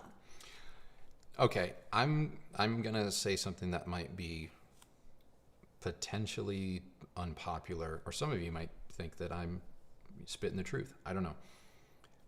I don't think there is anything wrong with a cheap subwoofer so long as your expectations are intact. More expensive subwoofers in more rooms don't necessarily produce more bass, but they will produce the same type of bass with more authority and focus and precision. But that kind of comes down to amplifier power too, and what's driving them. There are plenty of inexpensive subwoofers. I'm talking about $199 to $300 range that have plenty of amp power behind them with 8, 10, and 12-inch drivers that for 99% of the population, when set up correctly, will be enough. A lot of people, they will lose sleep, or they will tell you that you need that extension down to 20 hertz. 20 hertz is insanely hard to do at any real volume. And if you are able to pull off 20 hertz at, say, 75, 80 dB with not a lot of resonance and distortion, it is an awe-inspiring experience. But understand that you are going to be talking about a subwoofer that is very expensive, not to mention likely very large. So if you're just looking to augment the bass in that subwoofer region, and I'm saying that, you know, upper 20s, 30 hertz to 50 hertz, a lot of subwoofers can do that. You don't need to spend gobs of money to accomplish that. So I think you can do it on the cheap. I really do. Greg Walrath, thank you so much for the super chat. Let's see. AJ says, your soundbar buying guide video is awesome. Please do that format for other types of audio gear if you can find the time. It is on the roadmap. It's on the roadmap because I think that those are helpful. And your responses to those types of videos have shown me that it is helpful to you guys. So yeah, those things are coming. But great feedback. Thank you so much. Yes, thank you. Jamie Hill, I turn up the volume for Kristi. Also, I can afford the heresies. I'm just not thrilled with the aesthetics and the short floor standard style. Oh, okay. Okay. Thank you, Jamie. Yeah, I get it. I get it. Well, I was going to say consider the Lintons, but those are not going to be, you know, the dynamic horn sound. That's going to be a decidedly different sound. You may like the KLH Model 3, but it's short and it's on a stand. I don't like the proportions sometimes. Ah, boy, that's tough. It's weird. I actually love the look of the heresies. I do too, but I get it if you're not into the kind of squat thing. I'm just kind of glancing down at the comments here because Kristi's been doing such a great job like feeding me stuff, and so I just see this. How dare you have your own taste? I'm assuming scrambled begs that you're interacting with someone else, but it's just weird to kind of just glance down and be like, what? Okay, now I got to catch up with all of this. Chris Bailey has a really good question. Why wouldn't a brand like Macintosh start incorporating things like AirPlay 2 to make an all-in-one receiver? That is the question of the day, isn't it? I think, and I don't have any insider information, this is just me speculating.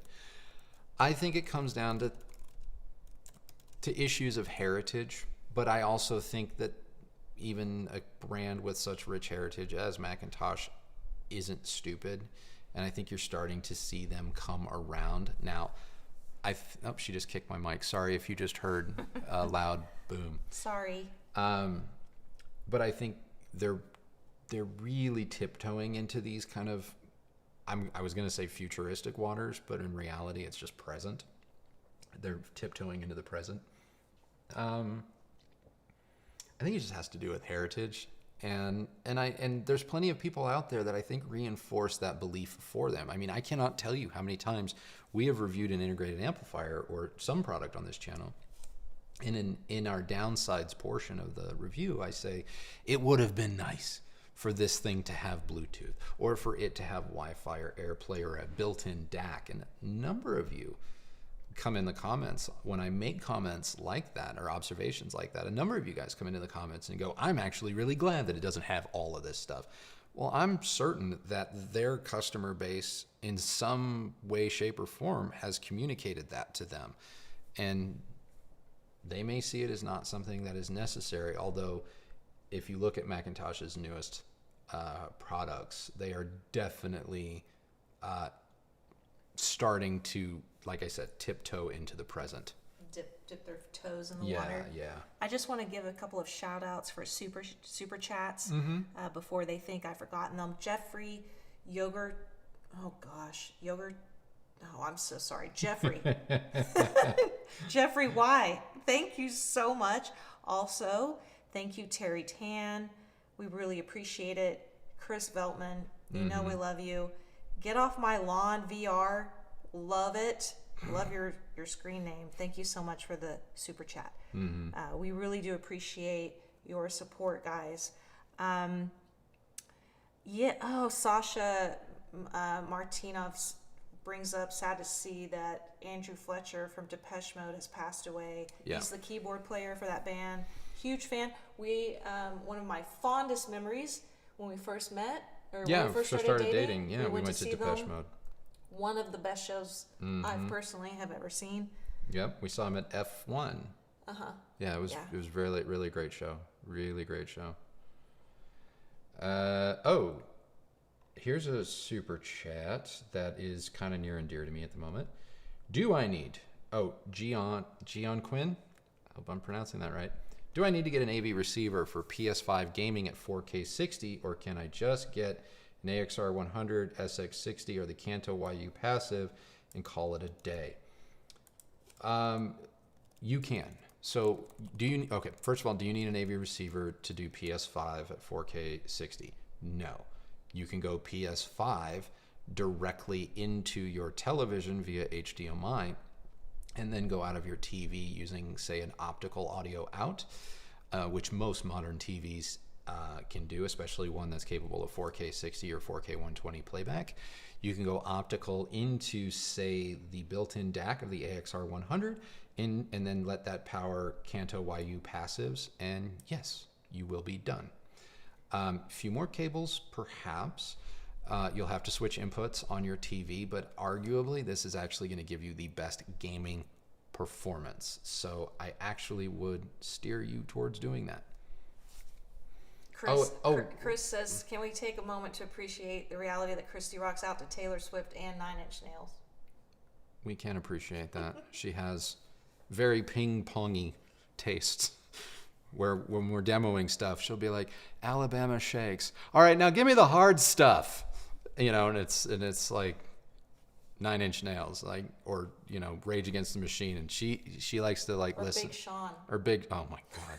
Yeah, we were playing Big Sean the other day at like 100 dB. I was like, I don't fuck with you. Yeah, yeah, exactly. The best song when you're just like when you're mad at things.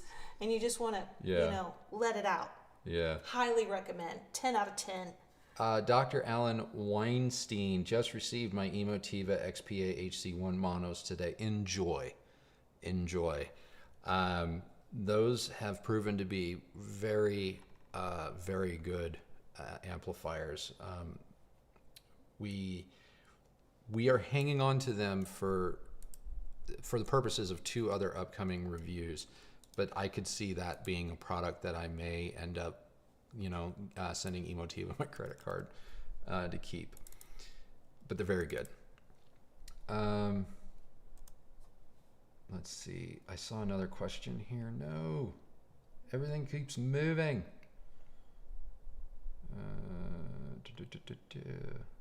So we have another question. Will you be getting the LS60s from Kev? Yes, we have them. We have them. We haven't listened to them. Yes. Yet. But we do have them, and that review is coming. Let's see. Love the channel. This is from Nelson Chavez. So sorry, I'm terrible. Love the channel. Do you still have the vintage Pioneer SX70? I too have the same receiver, and can you recommend a speaker other than Klipsch? Yes, we have both our Pioneers. We still have the SX450, and we have the modified by Just Audio 780. Speaker other than Klipsch for the 780, I got to tell you, the Lintons on that particular receiver was fantastic. I don't think I'd put the Lintons on something like the 450, but they did sound incredible on our modified 780. The R200, the Reserve series from Polk, again, sounds great with damn near everything. I have not yet tried it in this house, or I guess I haven't tried it in general because we didn't have them back in Austin. But I haven't tried it, but I'm actually kind of curious how our vintage stuff is going to pair with the Revels, because the Revels are proving to be very, very good. So yeah, those are my suggestions. Gian Quinn asked, do I need an AV receiver for PS5 gaming? I already answered him. Oh, you did? Yeah. I'm so sorry. It's okay. Okay, sorry, never mind. She tunes out when I talk. I do. I do. I'm not going to lie. I do tune out often. Like, I just, go somewhere else. But no, not really. I'm getting the... Cue the Benny Hill song. I am getting the next... I try to get the next question queued up for you. That's why I'm not always listening. Redneck Tech 70. My first real stereo speakers that got me into hi-fi was a Bose SE5s, which were the ones before the Cubes. I totally get it. I totally understand. And I'm willing to bet that if you were to go to like a hi-fi show, right, and poll the first 150 people that you saw, and if they were honest with you, I'm willing to bet, I don't want to say the majority of them, but a large number of them would admit to you that their first hi-fi experience or what got them hooked was a Bose product. And Andy L., I love the slightly uncertain look Andrew has when he passes over to for Kristi's view. Does he have a clue what you're going to say, or is it spontaneous? I have no idea what is going to come out of her mouth. In fact, when she's making her notes at the kitchen, or I should say the kitchen island, because that's our office right now, she tells me to go away. If you want to see the ultimate off-guard me in a Kristi's take, tune in Sunday. Oh yeah, it's so good. Oh man, I enjoyed it so much. It's one. Okay, shameless self-promotion. I am so proud of Sunday's video. And I mean it if you tune in on Sunday, the opening before the logo, the tease, the stinger. I mean it as far as like the philosophical debate that this product has created within me, this hobby, and how I look at the hobby and kind of this household. And her question out of the gate, you could knock me over with a feather, and I get I'm always honest with you, but I get real honest with myself. It's a little bit longer of a video, but it's worth the watch. That's all I'm going to say. But Sunday's video is pretty special to me. So check it out.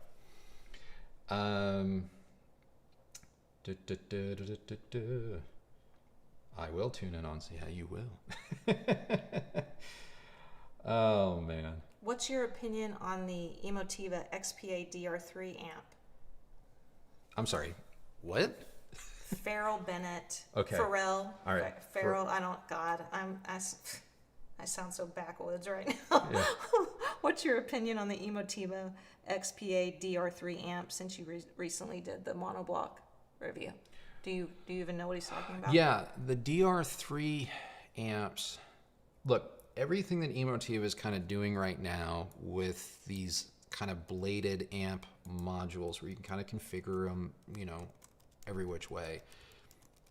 You're just going to, if you go with monos, and if it's individual monos in the same chassis or different chassis, you're going to get just that little bit better isolation, separation, and stuff like that, mainly because they're not sharing any power supplies or parts like that, right? I have not heard the very specific amplifier that you are referencing, so I don't want to give you wrong information, but I will say, based on the fact that I know that this is a mobile architecture and my experience now with the HC1, I will go out on a limb and I will say that pretty much anything that is using this kind of hybrid Class A, B, Class H design of theirs is pretty effing phenomenal.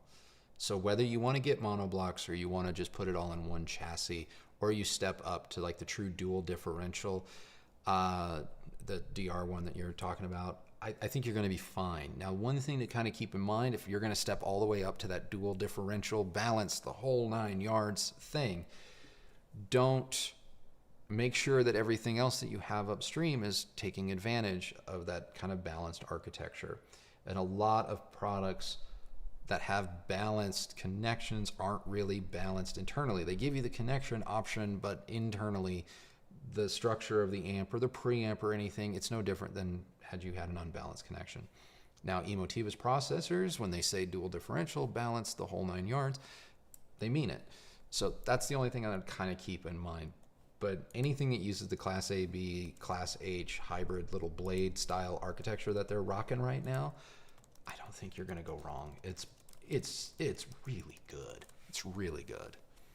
There's a couple of people that keep bringing up this movie called Everything Everywhere All at Once, and what movie is that? Do you know? They're saying it's very good, so we should add it to our list. I will have to look it up, but I have not seen it. But thanks for the recommend. Yeah, definitely appreciate it. Let's see. Felipe Lucina says, my wife would like to know if the acoustic panels collect dust and if there's a way to clean behind it. We're inspired by your layout for our new house. Our acoustic panels? Well, I mean, everything's going to collect dust. As for our faux fabric wall that we then put the wood slats in front of, you can easily just Swiffer duster and just run it down the slats. That'll take care of it. If you notice that dust is kind of collecting in between the slats, our Dyson has a little kind of narrow attachment. That's the best vacuum. Yeah. Ever, by the way. We have the little cordless handheld Dyson, and it has the animal, I think, or something. the animal edition because pet hair.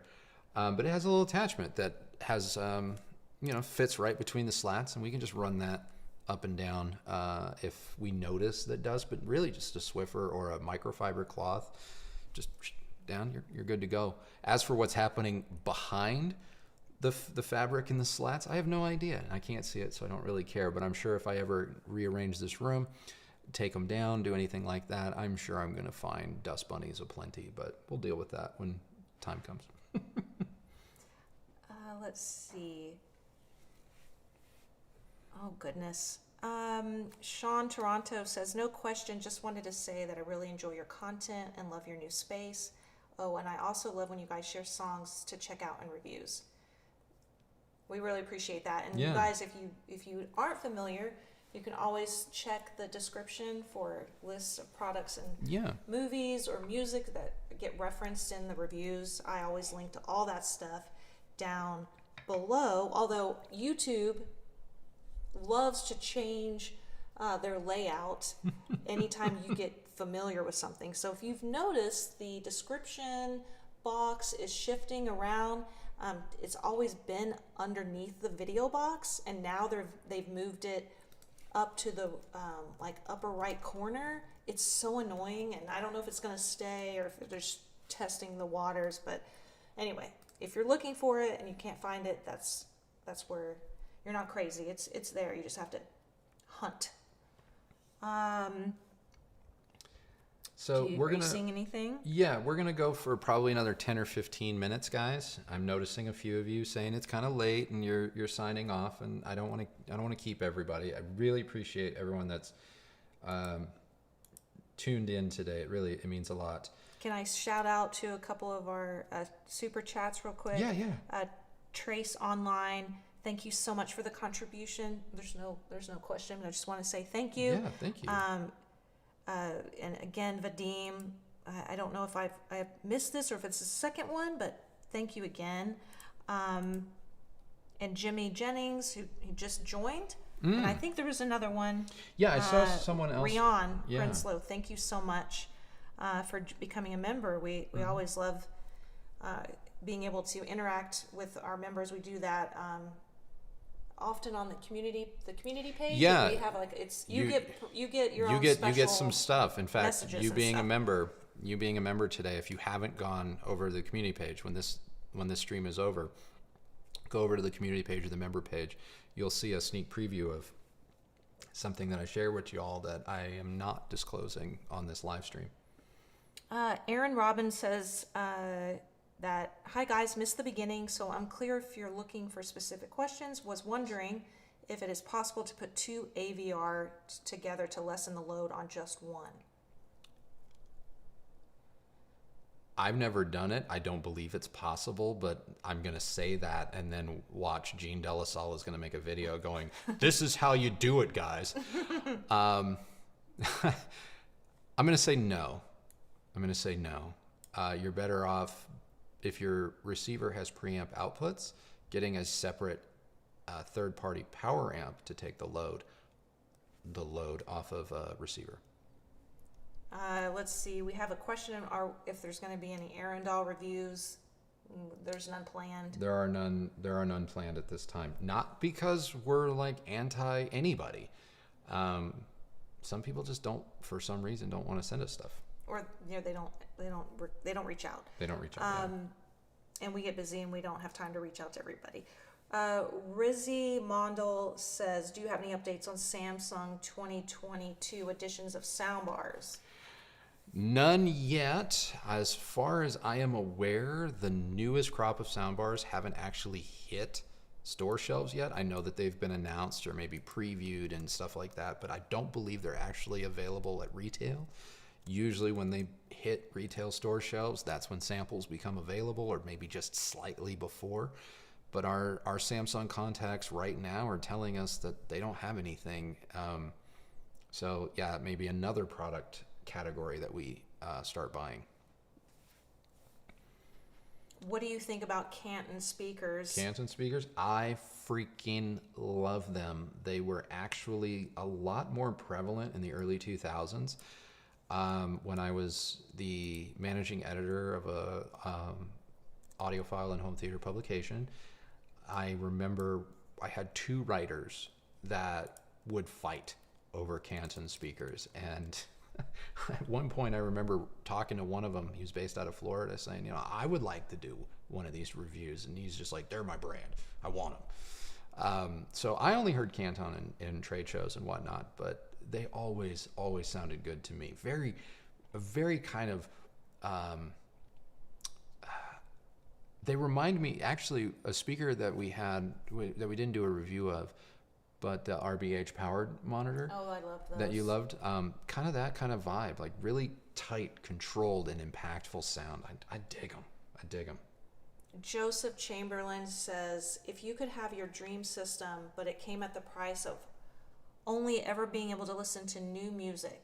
In other words, you had to listen to new discoveries and no old loves. Would you do it? No, I wouldn't. There's too many old songs that I will never not listen to. And there's so many fewer new songs that connect with me the way older songs did. I'm not one of these people that's like, because music was better back then. Music's been music. Music's been good. It's just the times in your life that the song connects with you that makes it, the thing that can never be replaced, right?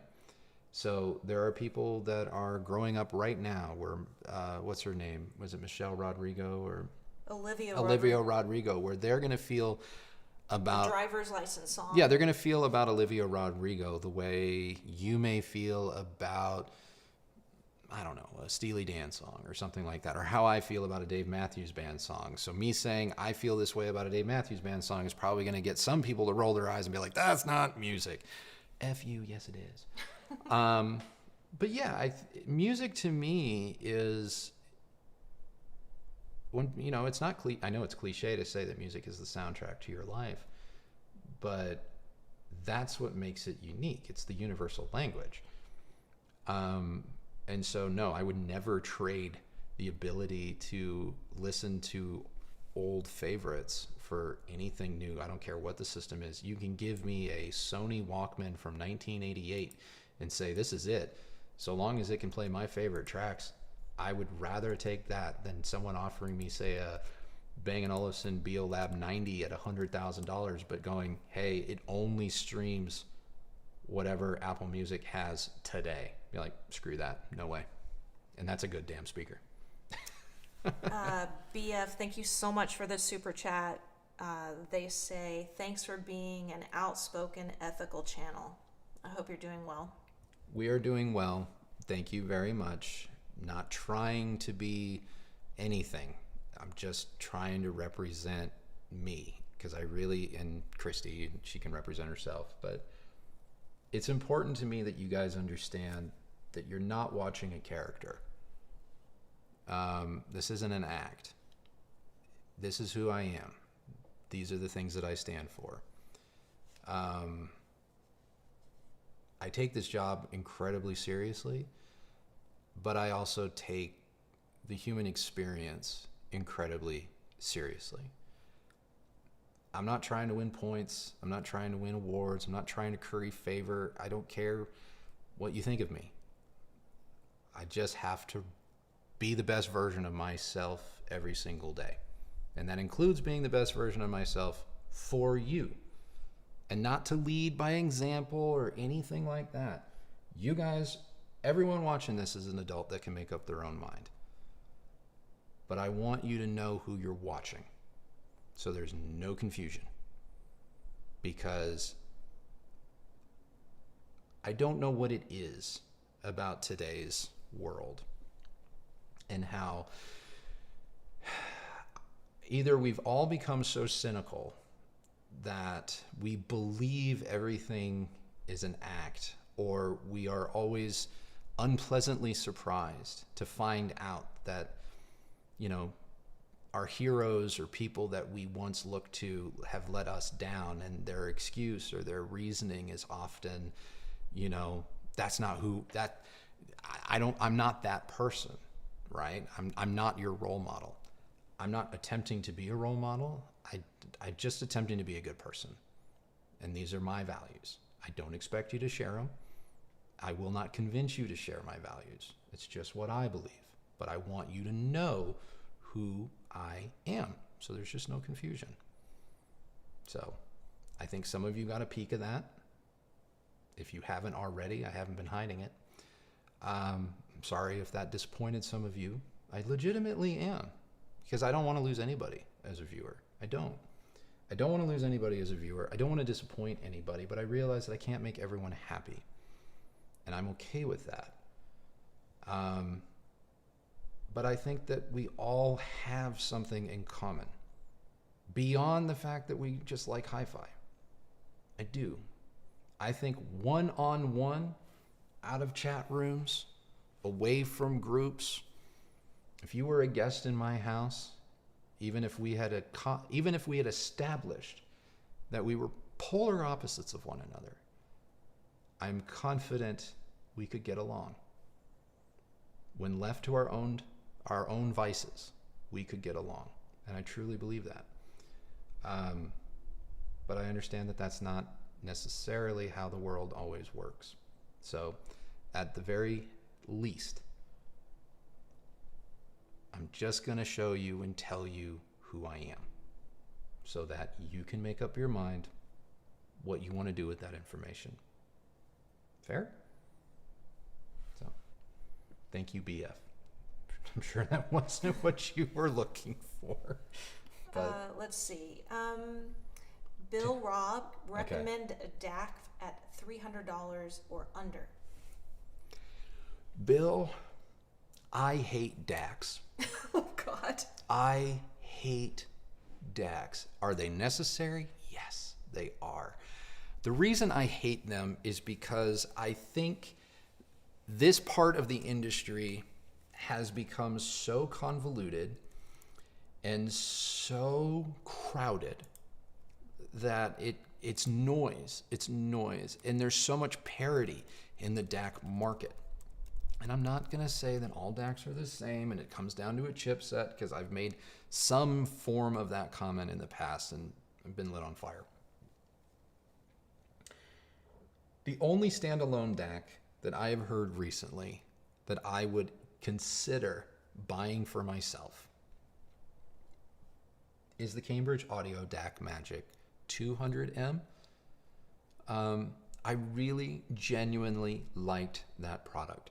I have a couple of SMSL DACs, and I've had them for a long time. I don't get the appeal. Do they work? Yes. Do they sound good? Sure. But for some reason, when I play music through them, I don't know what it is. This is so subjective. Other channels can pick me apart, but they feel like they suck the soul out of the music I'm listening to, and they replace it with just exacting precision. And maybe that's what you want. And if so, SMSL makes great stuff for that. I just don't happen to like it. So at $99, the Shit Audio Modi 3, fantastic. Love it. You want to spend a little bit more than $99? The DAC Magic 200M. Outside of that, I don't care about DACs. I really don't. Sorry. Gremlin and Heat says, I'm not in the hobby at all, but how does high-end gear heighten the emotional value of a song or movie? It doesn't. Well, I mean, if you want to get down to brass tacks, high-end gear has zero impact on one's ability to enjoy any type of content. Let's just be 100% with that. It's definitely not a prerequisite. It's not a prerequisite. Spending money does not necessarily get you better performance. However, hi-fi and home theater products, like cars, are emotional buys.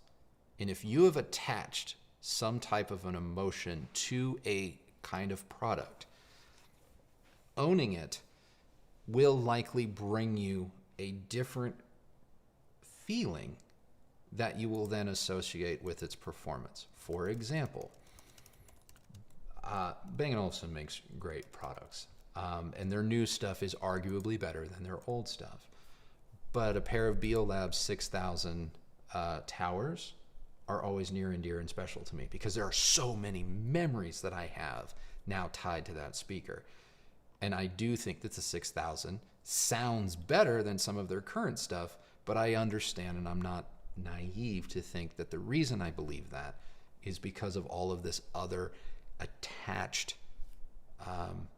feeling or performance, if you will. And so that's one way.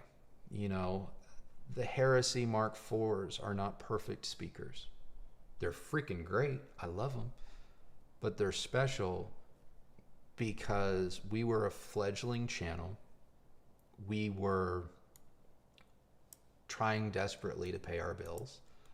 And Klipsch took a chance on us and sent us what at that time was like a very premium freaking product, you know?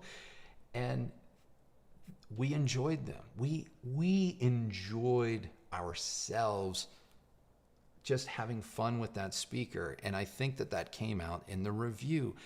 And that led to more of you being exposed to us, and it opened some doors. And so I love that product. It's why I still have them, you know?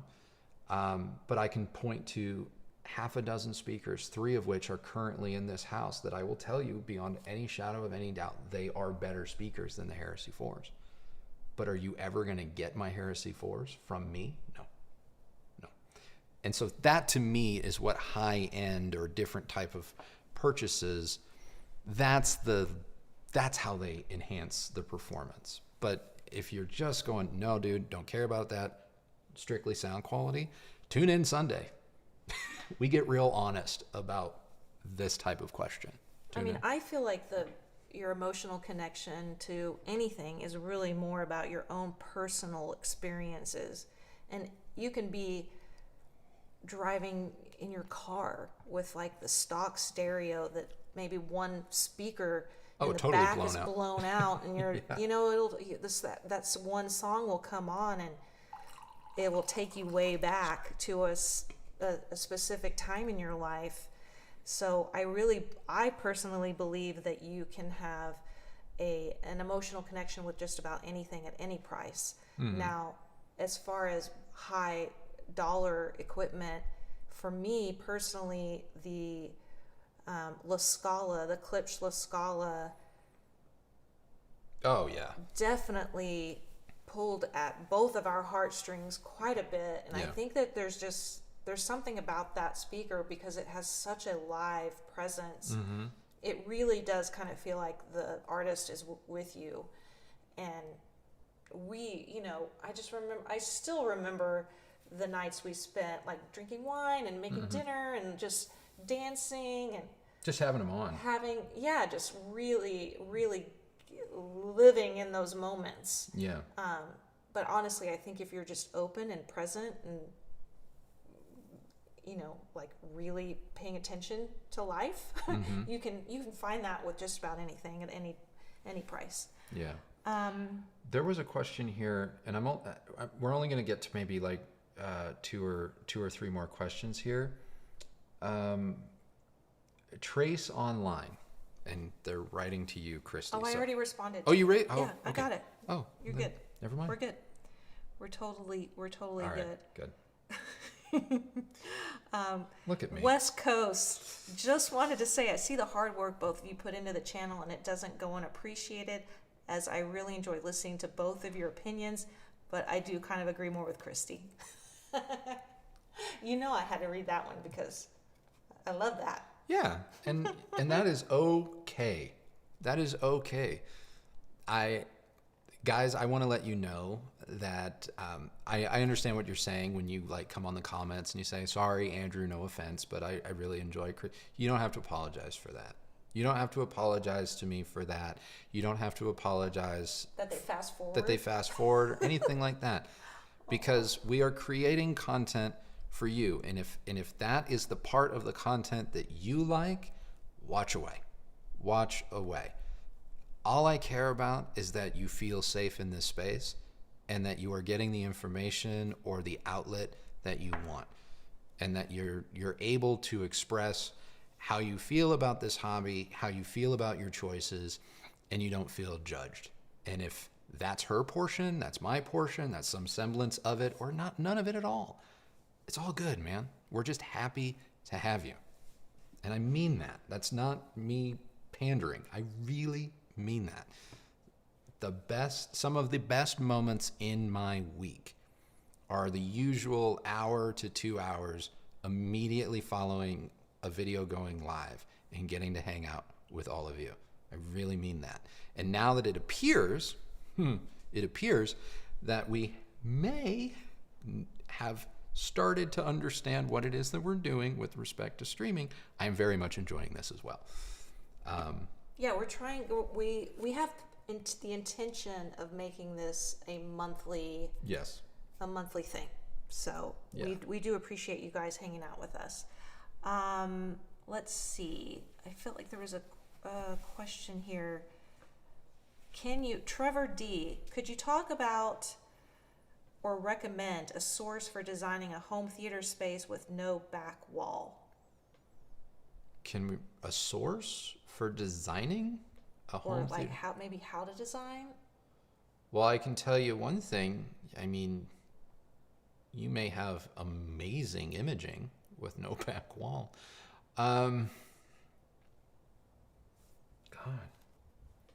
Well, you can go to the GIK Acoustics Space Planner, the virtual planner. It's completely free. You can punch in your dimensions, and at a minimum, it's going to kind of try and help you gauge acoustically where you might need to address some issues, while simultaneously giving you some tips on where you can place your speakers if you haven't done any of that yet. But I mean, outside of that, I don't know. Someone says that sometimes you give off Ryan Reynolds vibes. Brett Howarth. Wow. That's a great compliment. I'll take it. He's very handsome and he's very funny, and I think Andrew is both of those things. No, that's very... Tech-thusiasm. I'm curious where you usually watch movies. Oh, crap. I'm curious where you usually watch thank movies you. sourced from. iTunes and Apple TV, physical media. Have you used Kaleidoscape? I would say that right now, sourced media is coming by way of Apple TV and the various Apple TV 4K and the various apps that exist on that. Obviously, we listen to a lot of vinyl records. I think we have 3 or 4 different turntables. I have heard Kaleidoscape way back when. Excuse me, I'm trying to fight the hiccups. I can feel them trying to come, so I apologize. I have tried Kaleidoscape. It's been a minute. I ultimately did not end up going with a Kaleidoscape system way back in the day when they first launched. I ended up building my own Kaleidoscape on the cheap using Dune players, which I know lately a couple of creators have started to talk about Dune. I don't know if they're back or they're pushing their products more, but I've had several Dune players going back as far as like 2009, 2010 that I still have. And yes, they are just HD. They don't do the 4K, but I have my entire former Blu-ray library ripped bit for bit on those players. And so we will use those from time to time. Yeah, that's kind of it. We do have an NVIDIA Shield we also use from time to time. We did have Google TV dongles. I don't use those anymore. I just didn't like them. I didn't find them to be all that reliable. We do have a Blu-ray player, a Sony Blu-ray player, but I don't believe I've even taken it out of the box. So if it's music, it's records and streaming. If it's movies, it's largely streaming. I'm a big advocate for streaming. I really am. I don't like the wastefulness of physical media anymore. In fact, we really don't even buy new vinyl. We end up buying old, used vinyl. But that doesn't mean that we don't think that they should pay content creators more. No. There are definitely pros and cons to streaming, and one of the cons is, content creators on all platforms and levels are not adequately compensated for the work that they do, and that needs to change.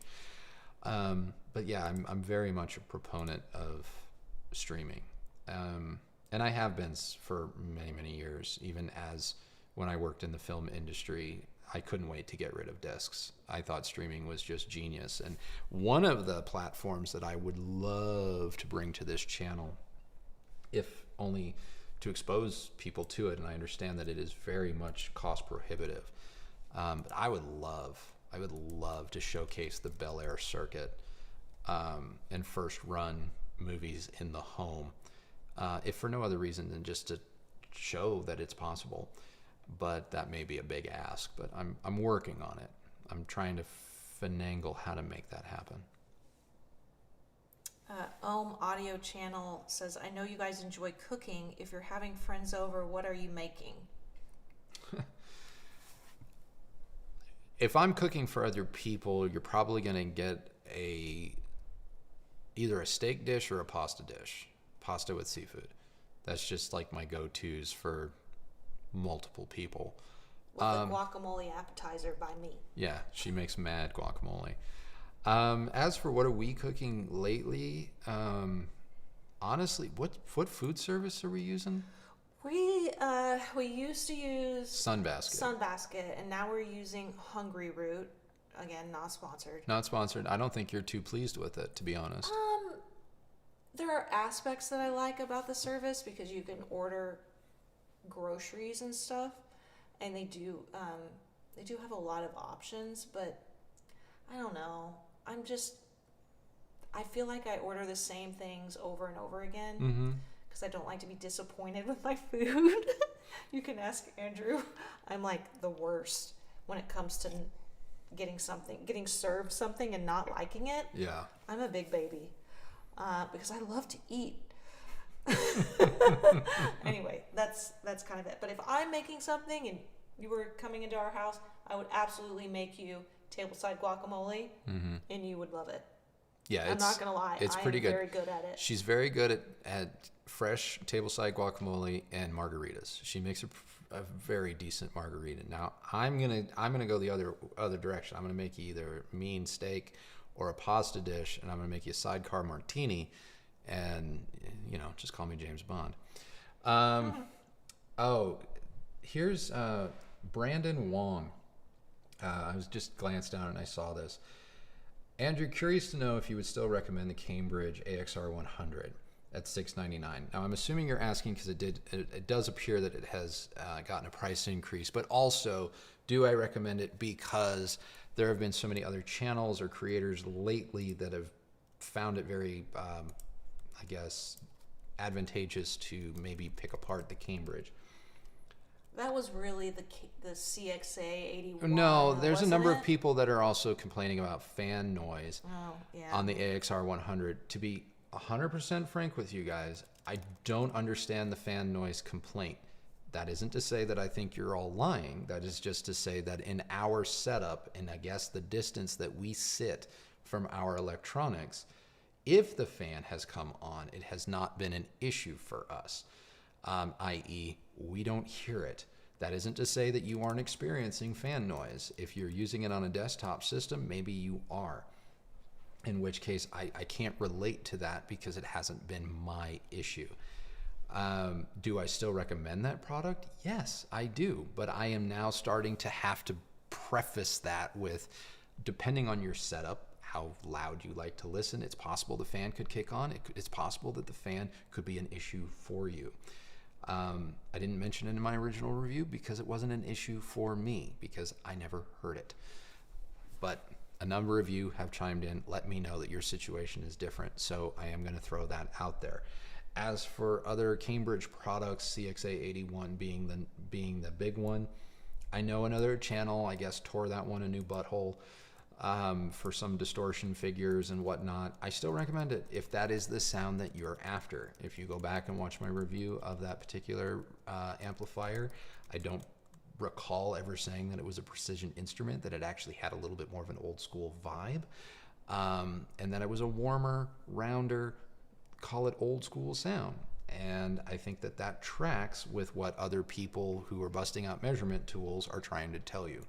But I still recommend it, just like earlier in this, oh wow, I realize I have a laser beam across my face. That is our signal to go. What was I saying? Oh, yeah, look, when it comes to sound and things like that, like the CXA81 and whatnot, like, if that's the sound that you cotton to, if that's the sound that you like, go forth, be happy. Don't let anyone, change your mind or anything like that. It's so distracting. But that's very distracting. Maybe Kristi will. No. That's our cue. That's our cue. I have one last question. One last question. Daniel Tyler says, what should you do with speakers you've had for years that you love, and you get into a new space and they sound like crap? We've had recent experience with that. We've had recent experience with that. We made a video about it, kind of to that effect. If you go back, you'll see it. I believe the title is, Did We Get It Wrong? Look, your room is the forgotten component in any system. And I say forgotten in quotes because it's hard to forget the room that you're in. Is it possible that you can move from one house to another and have a completely different experience with a speaker you have spent countless hours with? Yes. Yes, and when that happens, you have two choices. You can experiment with placement, you can experiment with your room until you arrive at the sound that you had in your previous space. And it is possible. It is possible. Or you can take it as an opportunity to try a different flavor of whatever. It's really that simple. You don't have to stress too much. For us, like initially when we first got in this space, we put one of our favorite speakers, the Heresy 4s. We just set them down and wow, did they ever not gel with this space? Now, as we have now treated the space, we've worked with the space, we brought furniture in, we've done things with the space. Now they gel. Do they sound the same as they did back in our Austin space? 100% absolutely not. For Kristi, did they lose some of that intrinsic something or other that made them magical for her? I don't think I'm going out on a limb and saying that maybe, yes, 5-10% of that. For me, I have actually found that I think they're better than I initially gave them credit for. That's just me. But do they sound the same? No, they don't. Wow, that sun is beaming. Yeah, I think we should probably hang it up.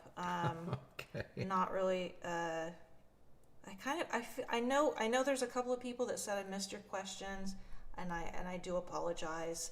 But I hope we got to most everybody. Yeah. And that you've had a good time. Even if I did miss your question, I apologize. I think we can.